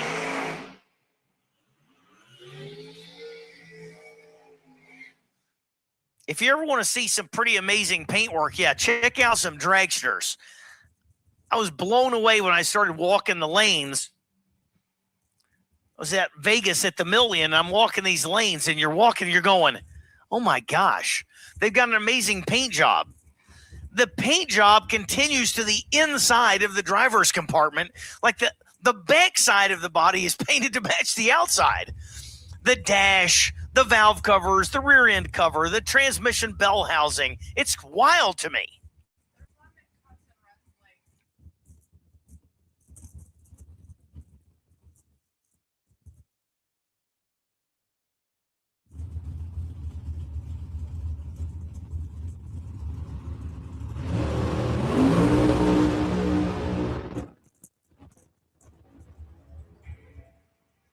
Oh, how about Terry Long? Long goes 387, 189 mile an hour, and that's going to put Terry Long at the top of the qualifying sheet with that 387. So Terry Long in your top dragsters provisionally is number one. Jeff Smith Jr. went 436 and 158 miles an hour over there on the left side. And next pair up, Tim White, 2020 Spitzer machine over there out of Harrisonville, Missouri, 665 cubic inches. I'm going to say there's probably a bottle on that one, or it could be NA. Left side, Mac Block out of Kalamazoo, 462 at 150. Right side, Tim White, 440 at 158 mile an hour. That's going to put Tim White at the number 9 spot. It will be an all-run field. There's, I think, 18 in the first qualifier. So everybody gets to make the field. They are getting the car dialed so they know what number to put on it for the first round, and it will be setting the ladder. If there were to be an odd number, Terry Long sitting number 1 would be the recipient of that first round bye. At 18, should Terry Long make it,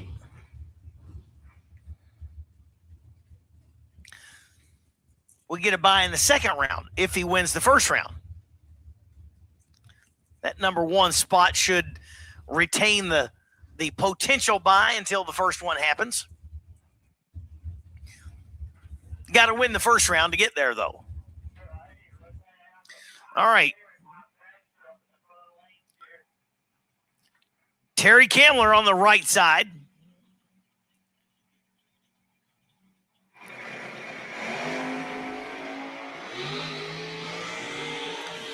Kamler is 007, 454 at 158. Left side, 444 on the ET at 156.96 mile an hour.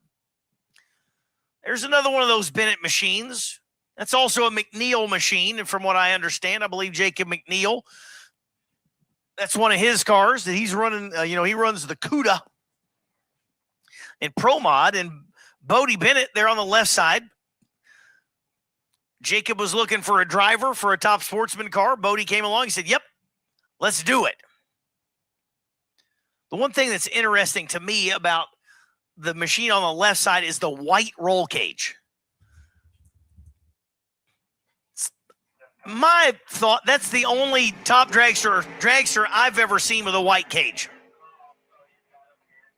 So Kenny Carson on the right side goes 433 at 161 mile an hour. Bodie Bennett, 14 on the let go, 449, 155 mile an hour.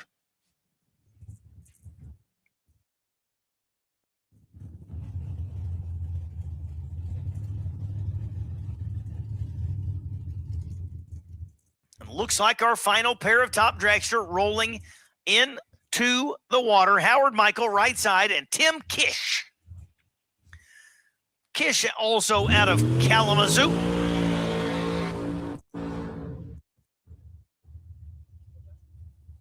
Remember what that combo is. I think that's a Chrysler. I think that's like a new Chrysler Hemi in that thing or something. Yeah, it's got I know it's got the factory. Attention in the pits. Attention in the pits. Hemi. Double A Hemis, we need you to the lanes, please. Double A Hemis, we need you to the lanes, please. I think I remember Kish being out there at the Million out there. That thing's, it's very different. The combination is a current type engine with the factory style of blower. It might not be a Hemi. I think that's actually I feel like that might be an LS with a factory blower on it.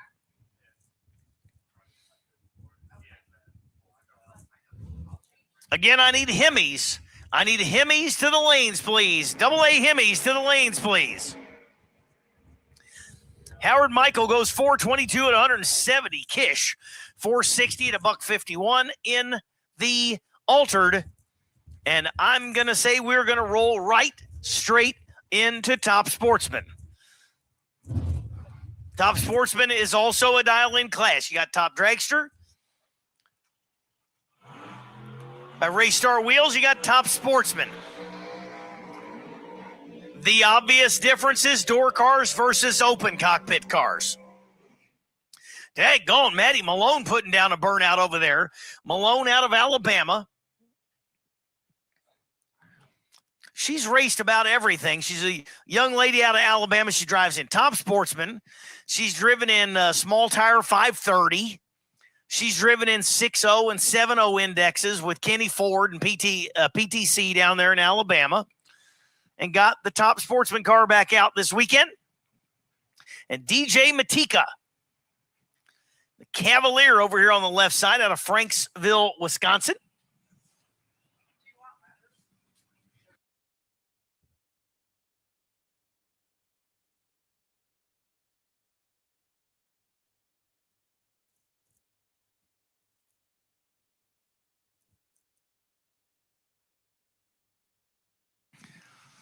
So Malone going to be over there in the Cutlass on the right side. Matika, left side Cavalier. Top Sportsman, final qualifying session.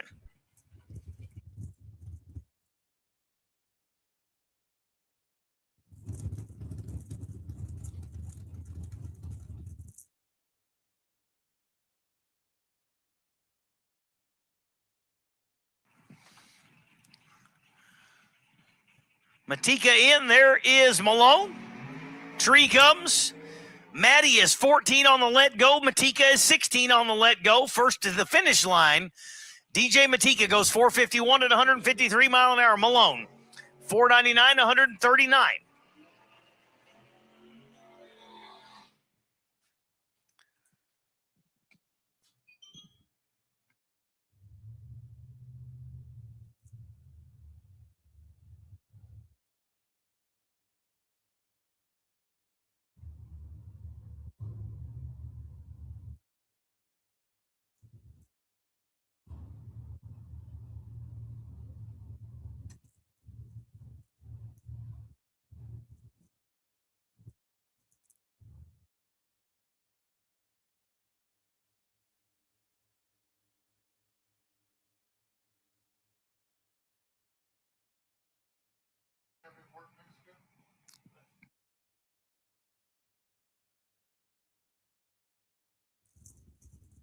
All right. How about the left side, Rod Moore out of Rushville, Missouri in the S10 pickup, and the 63 Corvette out of Shepherdsville, Kentucky of Mark Flagg.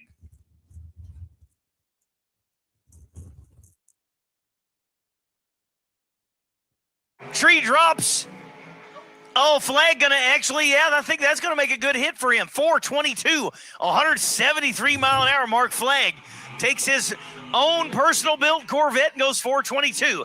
Left side Moore leaves a little bit early, 497 at 149. So Flagg, 21 on the let go, 422, 173. Moore, 11 red, 497, 149 mile an hour. And I'm going to say Mark and Corey are going to be happier with that pass than the one earlier. The car still has another 10th in it, but a nice, straight, solid pass is what they're looking for. Ken Langlois, how about this matching looking pair of cars, basically built in the same eras. Mike Badia, left side, 96 Cutlass. Ken Langlois with Lang transmissions, right side, both of them out of Michigan. Milan for Langlois, Milford for Badia. Haas, Cutlass on the left side for Badia. Bob's Profab, I think, did updates to that car for Langlois. I'm not sure that was originally a Profab car. I think it was, it looks like it was a Haas car originally, but I know Profab did big updates on it, and it is so good. It goes 443 every time. It goes 444 with a 1 that time. Badia, 436. Langlois was 007 on the tree and 444. Next pair coming in. Boyd Byer, right side, the Mustang. The car got shut off and pushed back on his first qualifier. Hopefully he'll have better luck this time. Left side, Mike Nitschke. Nitschke out of DeWitt, Michigan. 08 Cobalt after hours wiring machine. Him and his wife down there running that thing. I'm sure she gave Mike an earful after his first qualifier.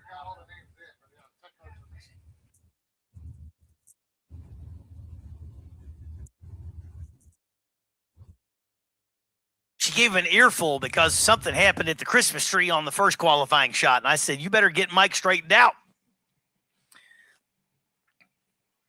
He's a terrific racer, a little family team there out of DeWitt on the left side for the Cobalt. Buyer, that 04 Mustang out of Castown, Ohio, 526 inches of Brad Anderson Hemi. Buyer trailer sales and Indy cylinder heads.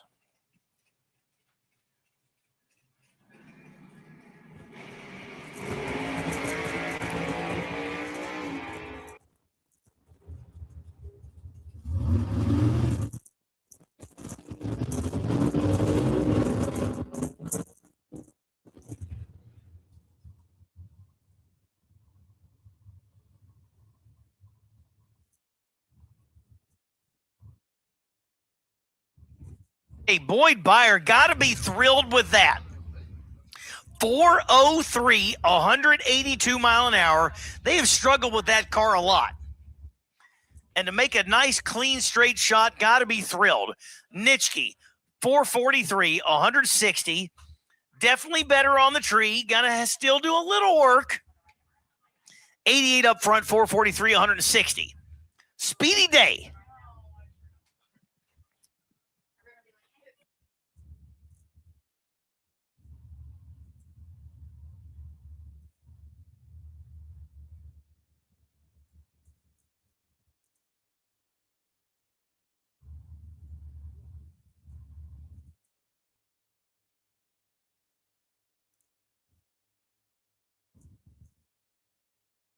Speedy Day on the right side, going to be double. 07 on the let go out of Westland, Michigan, going to go down 452 at 156.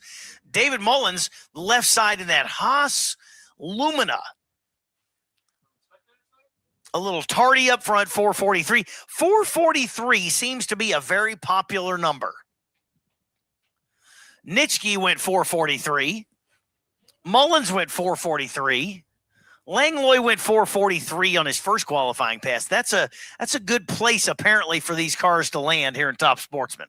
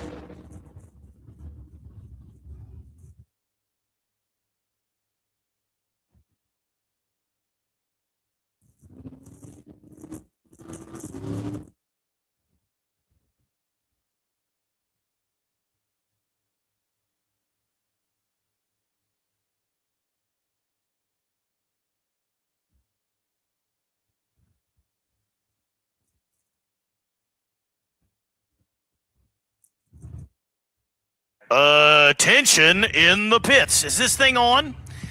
I think I had to do this last time, right? Is this thing on? Hemi cars. Hemi shootout cars. Hemi shootout cars. We need you to the lanes, please. Hemi shootout cars. We need you to the lanes. How about Jimmy Fallon?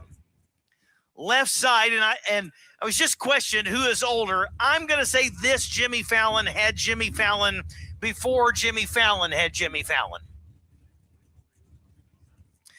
Did that all make sense? Good. At least it did to somebody.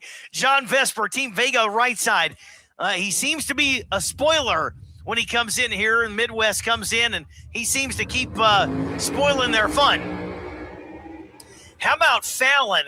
002 396 with a 1. He's number 1 on the sheet.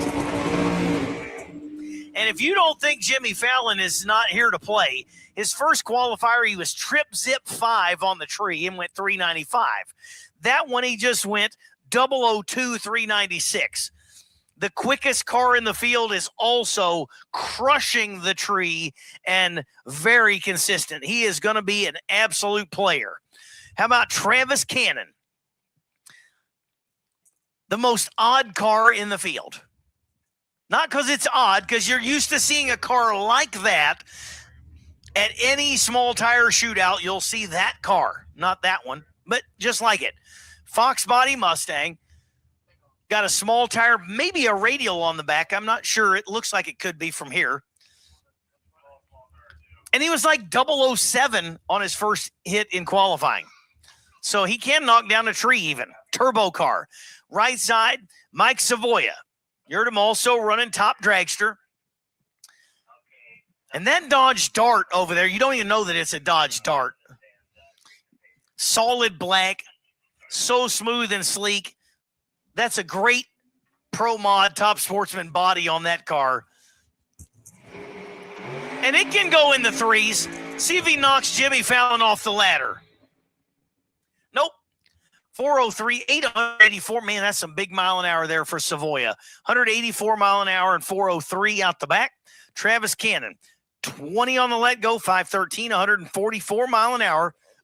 Savoya, 009, 4038.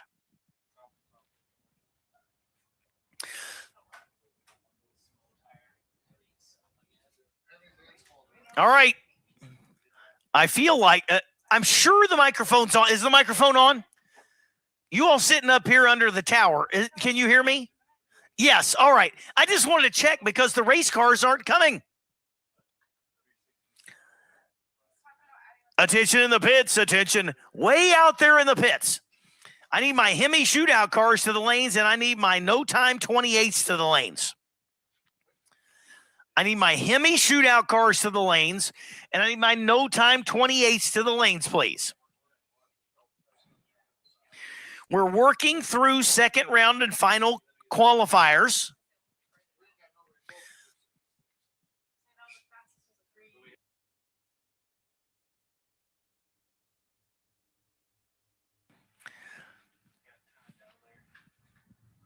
Got just a few classes left to finish up second qualifier. After second qualifying session is complete, we're going to take a short break. Racers, crew, staff, you get to eat and have a driver's meeting. Fans, it'd be a great time to walk around, get you a Midwest Drag Racing Series hat or shirt. Get you a burger.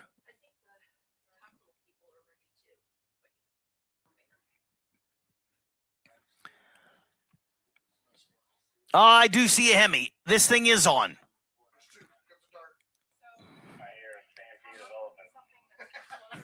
There you go.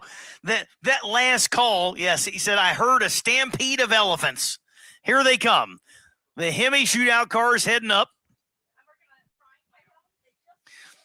We got Hemis. We got no time 28s.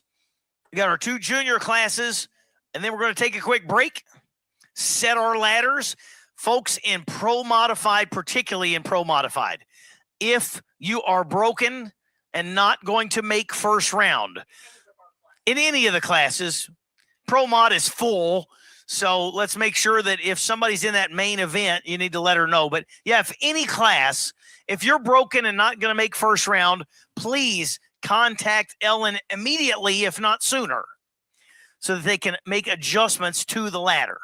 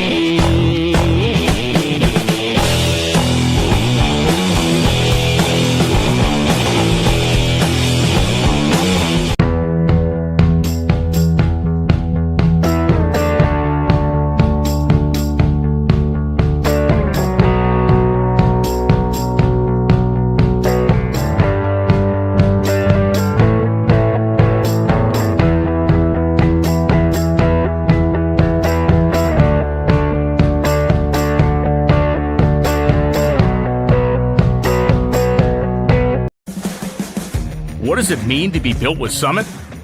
It means you're hitting the autocross, drag strip, road course, trail, dirt, or open road with confidence.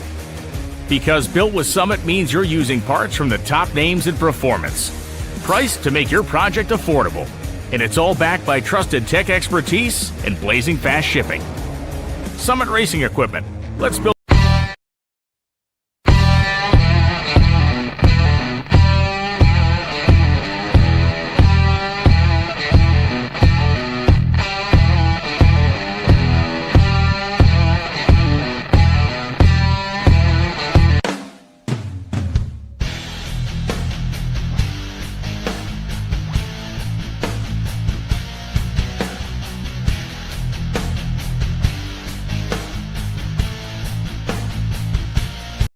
Kryptonite Customs, high-impact, high-definition wraps, cars, trucks, SUVs, windows, signs, trailers, boats, buses, racing and commercial, even golf carts. Custom designs, solids, gloss, metallics, textures, even chrome. If you can imagine it, we can wrap it. The premier custom car and truck wrap shop, located in Broken Arrow, Oklahoma. Call us today. Let the transformation begin at Kryptonite Customs.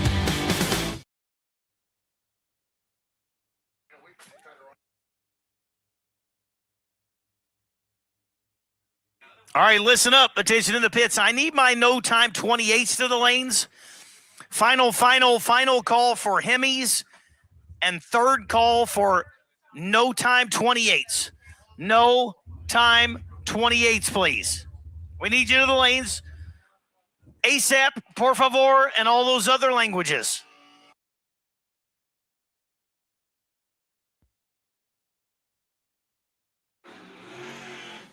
All right, this is AA Hemis.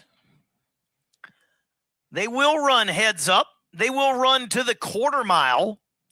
They're rowing gears, and they're legit original Hemi-built cars that have been heavily massaged. Dave Bogner, right side, out of Kearney, Nebraska. Thank you. NE. I'm going New England. That's not a state. Yeah. Thank you. I thought it was, and I didn't want to sound that dumb. I sound dumb, but I didn't want to sound that dumb. Jerry Casson, left side, out of Fraser, Michigan, goes 892. I got excited. I looked, and I'm like, wait a minute. That's really fast. 892, 150 mile an hour there for Casson on the left side. He had problems on his first qualifier. Bogner had problems on his first qualifier and has had problems on the second qualifier. So Dave Bogner, they're going to have to get some work done on that car and get that thing figured out. It has not been successfully down the racetrack yet. Jerry Casson, an 883 in his first qualifier and 892 in that one. So Casson going to sit number 6 on the ladder.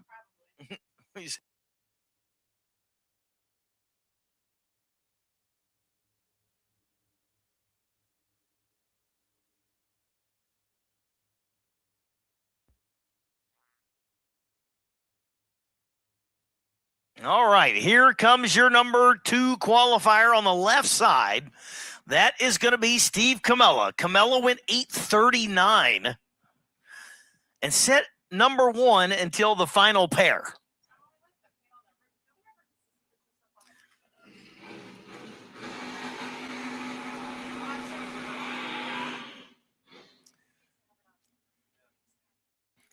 Right side going to be Marlon Bogner driving the Motec machine.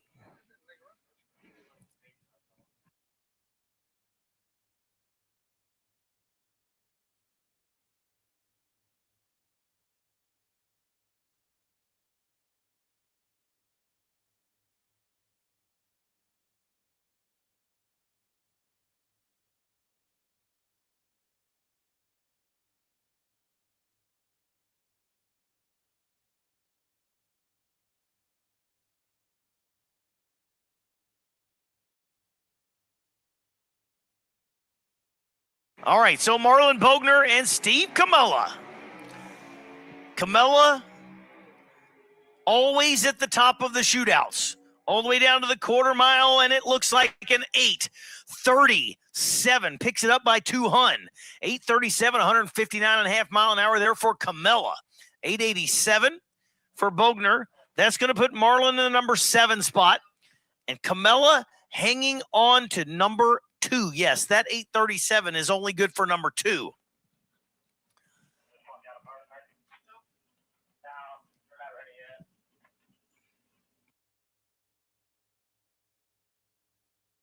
Fourth, fifth, and sixth call for no time 28s. No time 28s. I got 3 of you. I need a couple more.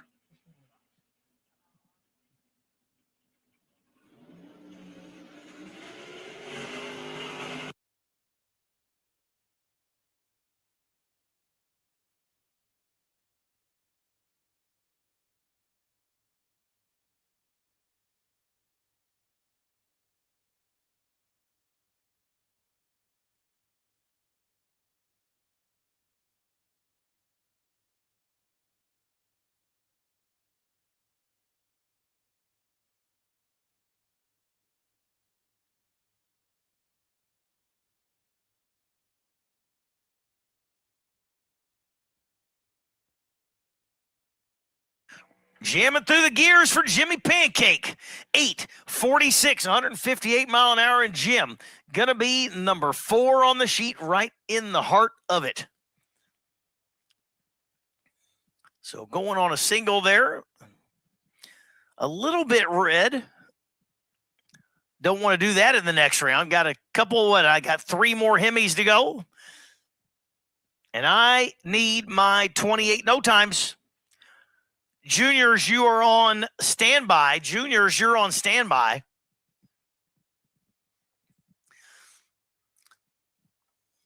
We are looking awfully close to a projected schedule that we put out earlier. We're going to look for a start time of 3 o'clock for opening ceremonies in the first pair of eliminations.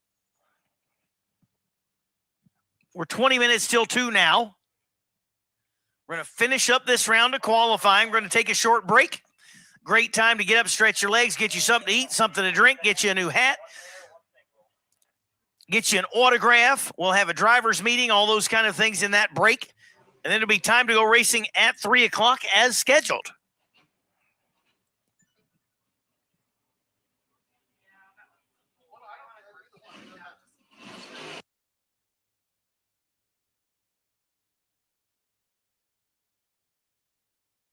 Oh, baby.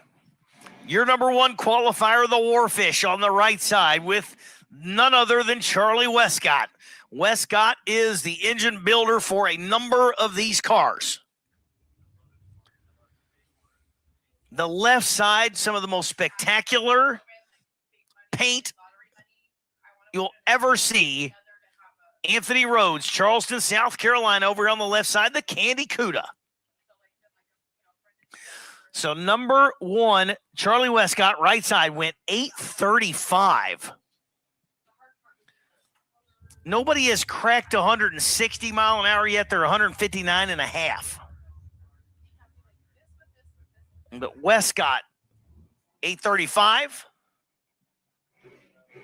Rhodes came in number 3, then 8:43, and they're backing it out.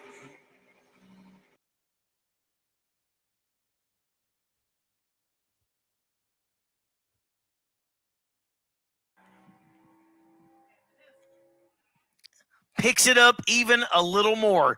8:34, 159.07 mile an hour. And Charlie Westcott going to ramp it up here as your number 1 qualifier. We got a couple more to go.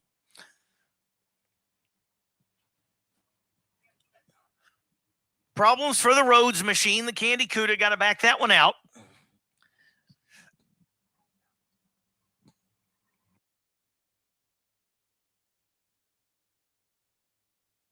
And Jack Peterson going to roll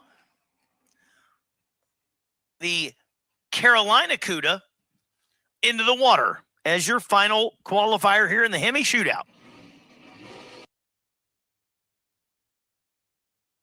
Going to be a perfect 8-car field. killed it.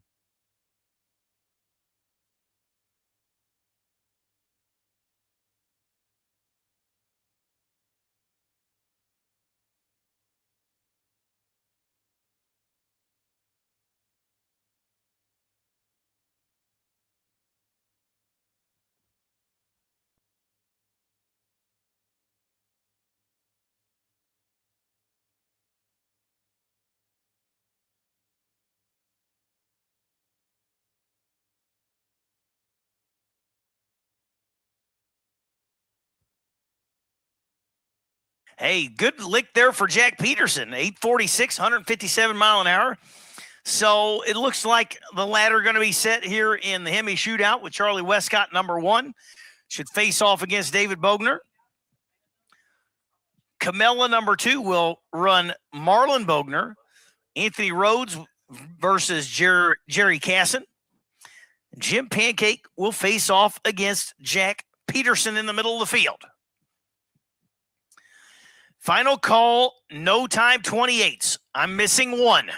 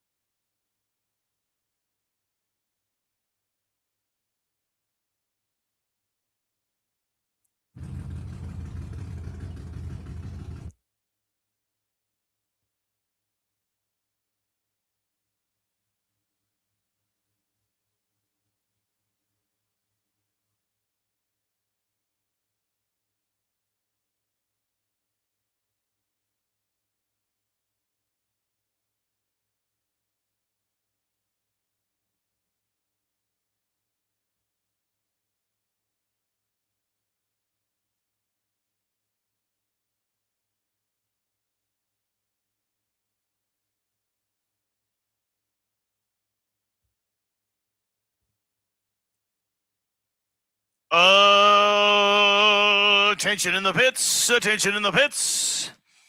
Juniors, I need Raystar Pro Juniors to 3 and 4.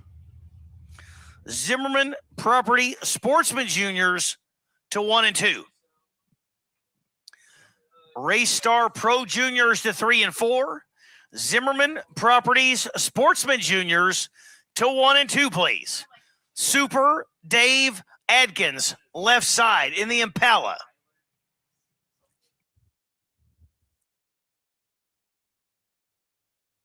Stevenson, the 69 Mustang on the right side. This is no time 28s. These are shakedown passes. They will race heads up. You will not see an ET. It is first to the finish line. And they're on a little bitty tiny tire. I love that Mustang.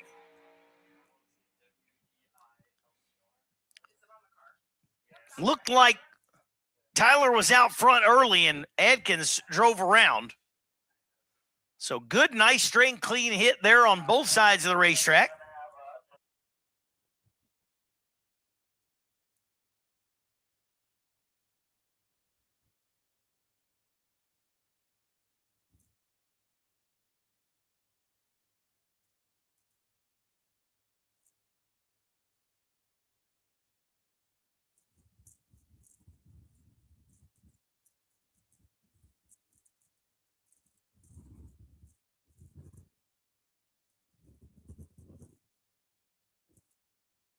Kim Weiler over here on the right side in the bright orange S10, the dime.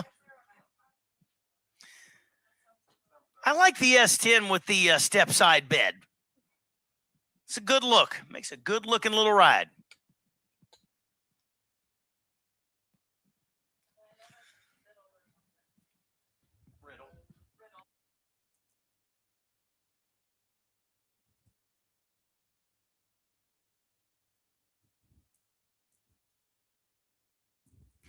Again, second call juniors. I need my Race Star Pro juniors to 3 and 4. And my Zimmerman Properties Sportsman juniors to 1 and 2, please.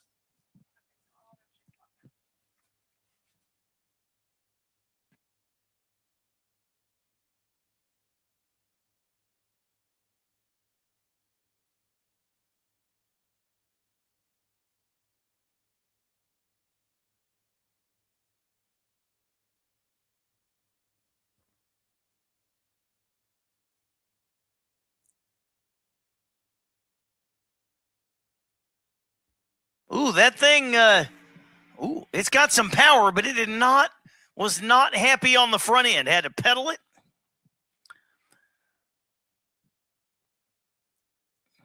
Once it cleaned out and got it straightened out, it made a good hit out the back.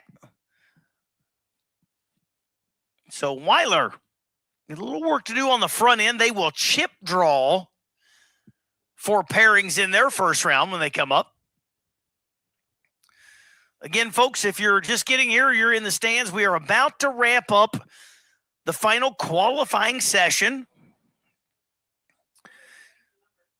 Just about to wrap up the final qualifying session. Then we're going to take a short break so that we can hit our 3 p.m. starting time.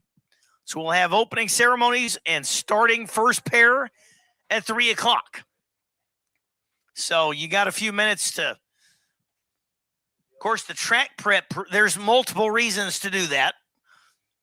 Number one, the staff needs to have just a minute because they got to eat. Because some of us like to eat. The racers and their crews, they've been busting their tails down there to get these cars ready. So we'll give them a chance to eat. Racers and crew, if you have your racer or crew armband, the free taco bar is happening.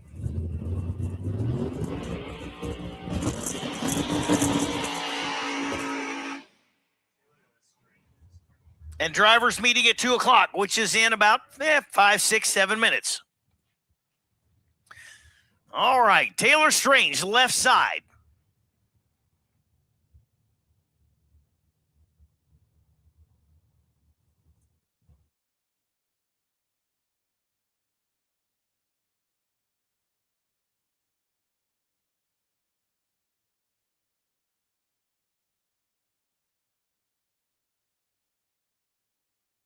All right, Taylor Strange, left side, the Beretta.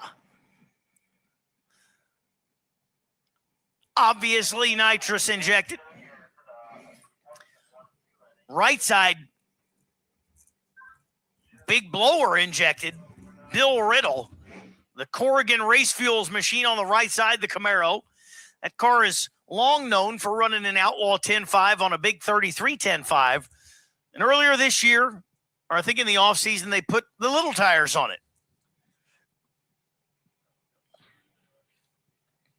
So you can imagine making 3,000 horsepower-ish on a 28-inch tire, and sometimes that's what can happen.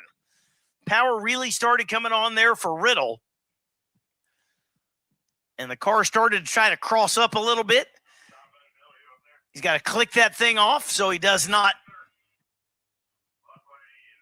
get it into the right side wall. Good job of clicking that one off for Bill Riddle. Taylor Strange, right down Main Street. Nice pass there for the Beretta for Taylor Strange. So 2 categories to go. We got our Pro Juniors Race Star Pro Juniors, you should be in 3 and 4. Your Sportsman category juniors presented by Zimmerman Properties, you should be in 1 and 2, please.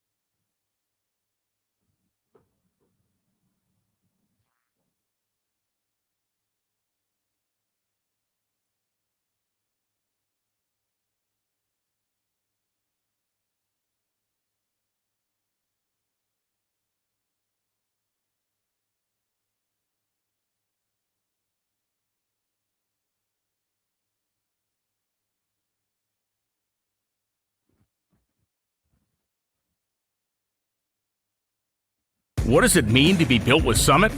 It means you're hitting the autocross, drag strip, dirt, or open road with confidence. Because built with Summit means you're using parts from the top names in performance. Let's build it together. SummitRacing.com.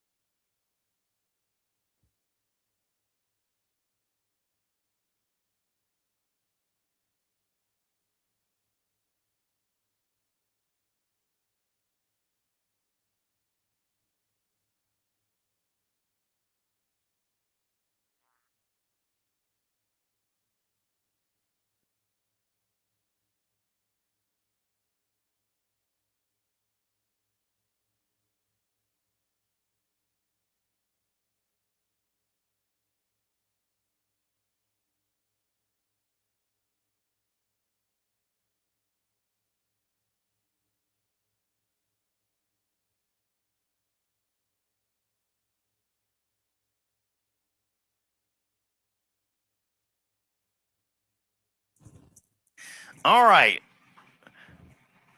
Final junior time trial.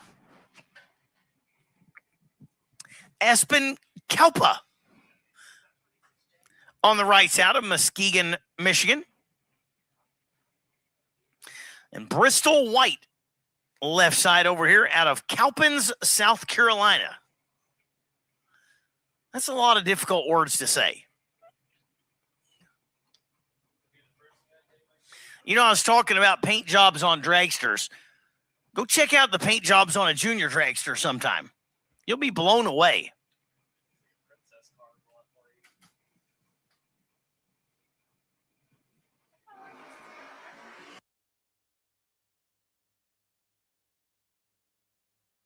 So these are our Zimmerman Properties Sportsman Juniors. Don't think they can go faster than 890. So how about Kalpa going 890 with a 0?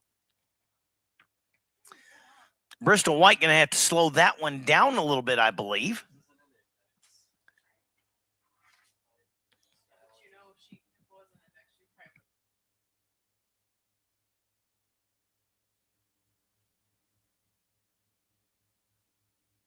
So the sportsman category of juniors, they will put a dial in on the car that can't dial any quicker than 890.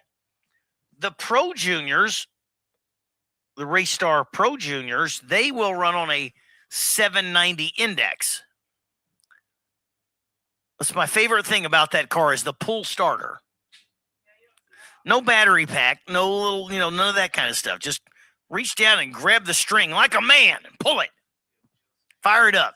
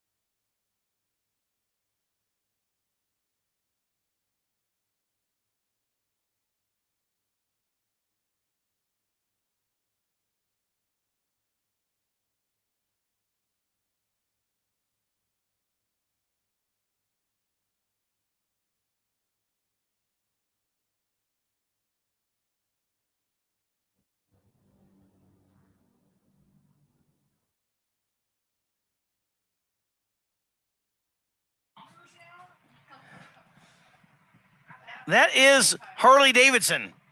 Yes, that is the name I have in my system, Harley Davidson. Goes down 1438 at 45 miles per hour. And moving into our Race Star Pro Junior category, they are on a 790 heads-up index. You hear these sound a little more hot rod. They pump and bang. Ellie Vesper, right side, Lane's transmission, 2020 Boss machine out of Milan, Michigan. And Ian Goodhart. You think that was right? That's what I'm going with. I'm going to say it. Yep. All right. Out of Manistee, Michigan. And again, now they are on an even 790. So they both are going for that 790. First to the finish line without going under. This is The Price is Right. Just don't go out there and play Plinko. That's my only ask. I agree. Hey, so by the way, for our racers, if you have a wristband underneath the tower, food is available. The Taco Bar. Thank you to Brent Carver for covering me while I did a quick little break and got some delicious tacos down there by the wonderful people at Foods to Go, specifically Michelle as well. And so head on down there. The food is warm. The tacos are great. They have some chips and salsa. As Ellie Vesper breaks out with a 788 against a 790, a 787 for Ethan Gunter, and that will give Ellie Vesper on the right-hand side the win light. So for our racers. Taco bar, baby. It's great.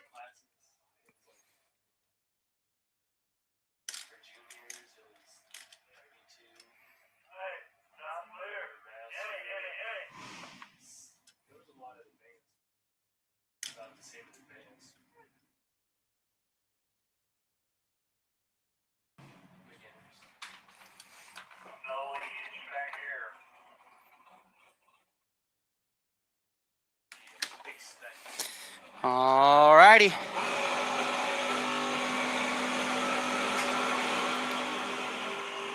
Whew. That'll bring us to the Candy Cuda of Anthony Rhodes here on the left-hand side. Nice, healthy little burnout for the Hemi car. I'd like to thank Sick the Magazine, as well as Hoosier, Torque Storm, Proline Racing, Race Star Wheels, and more for bringing you this wonderful Northern Nationals.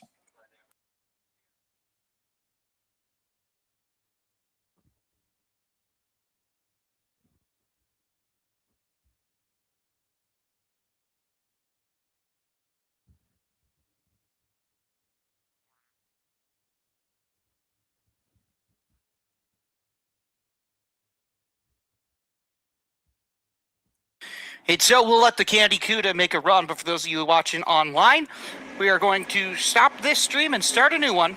Man, a little wheels hike up.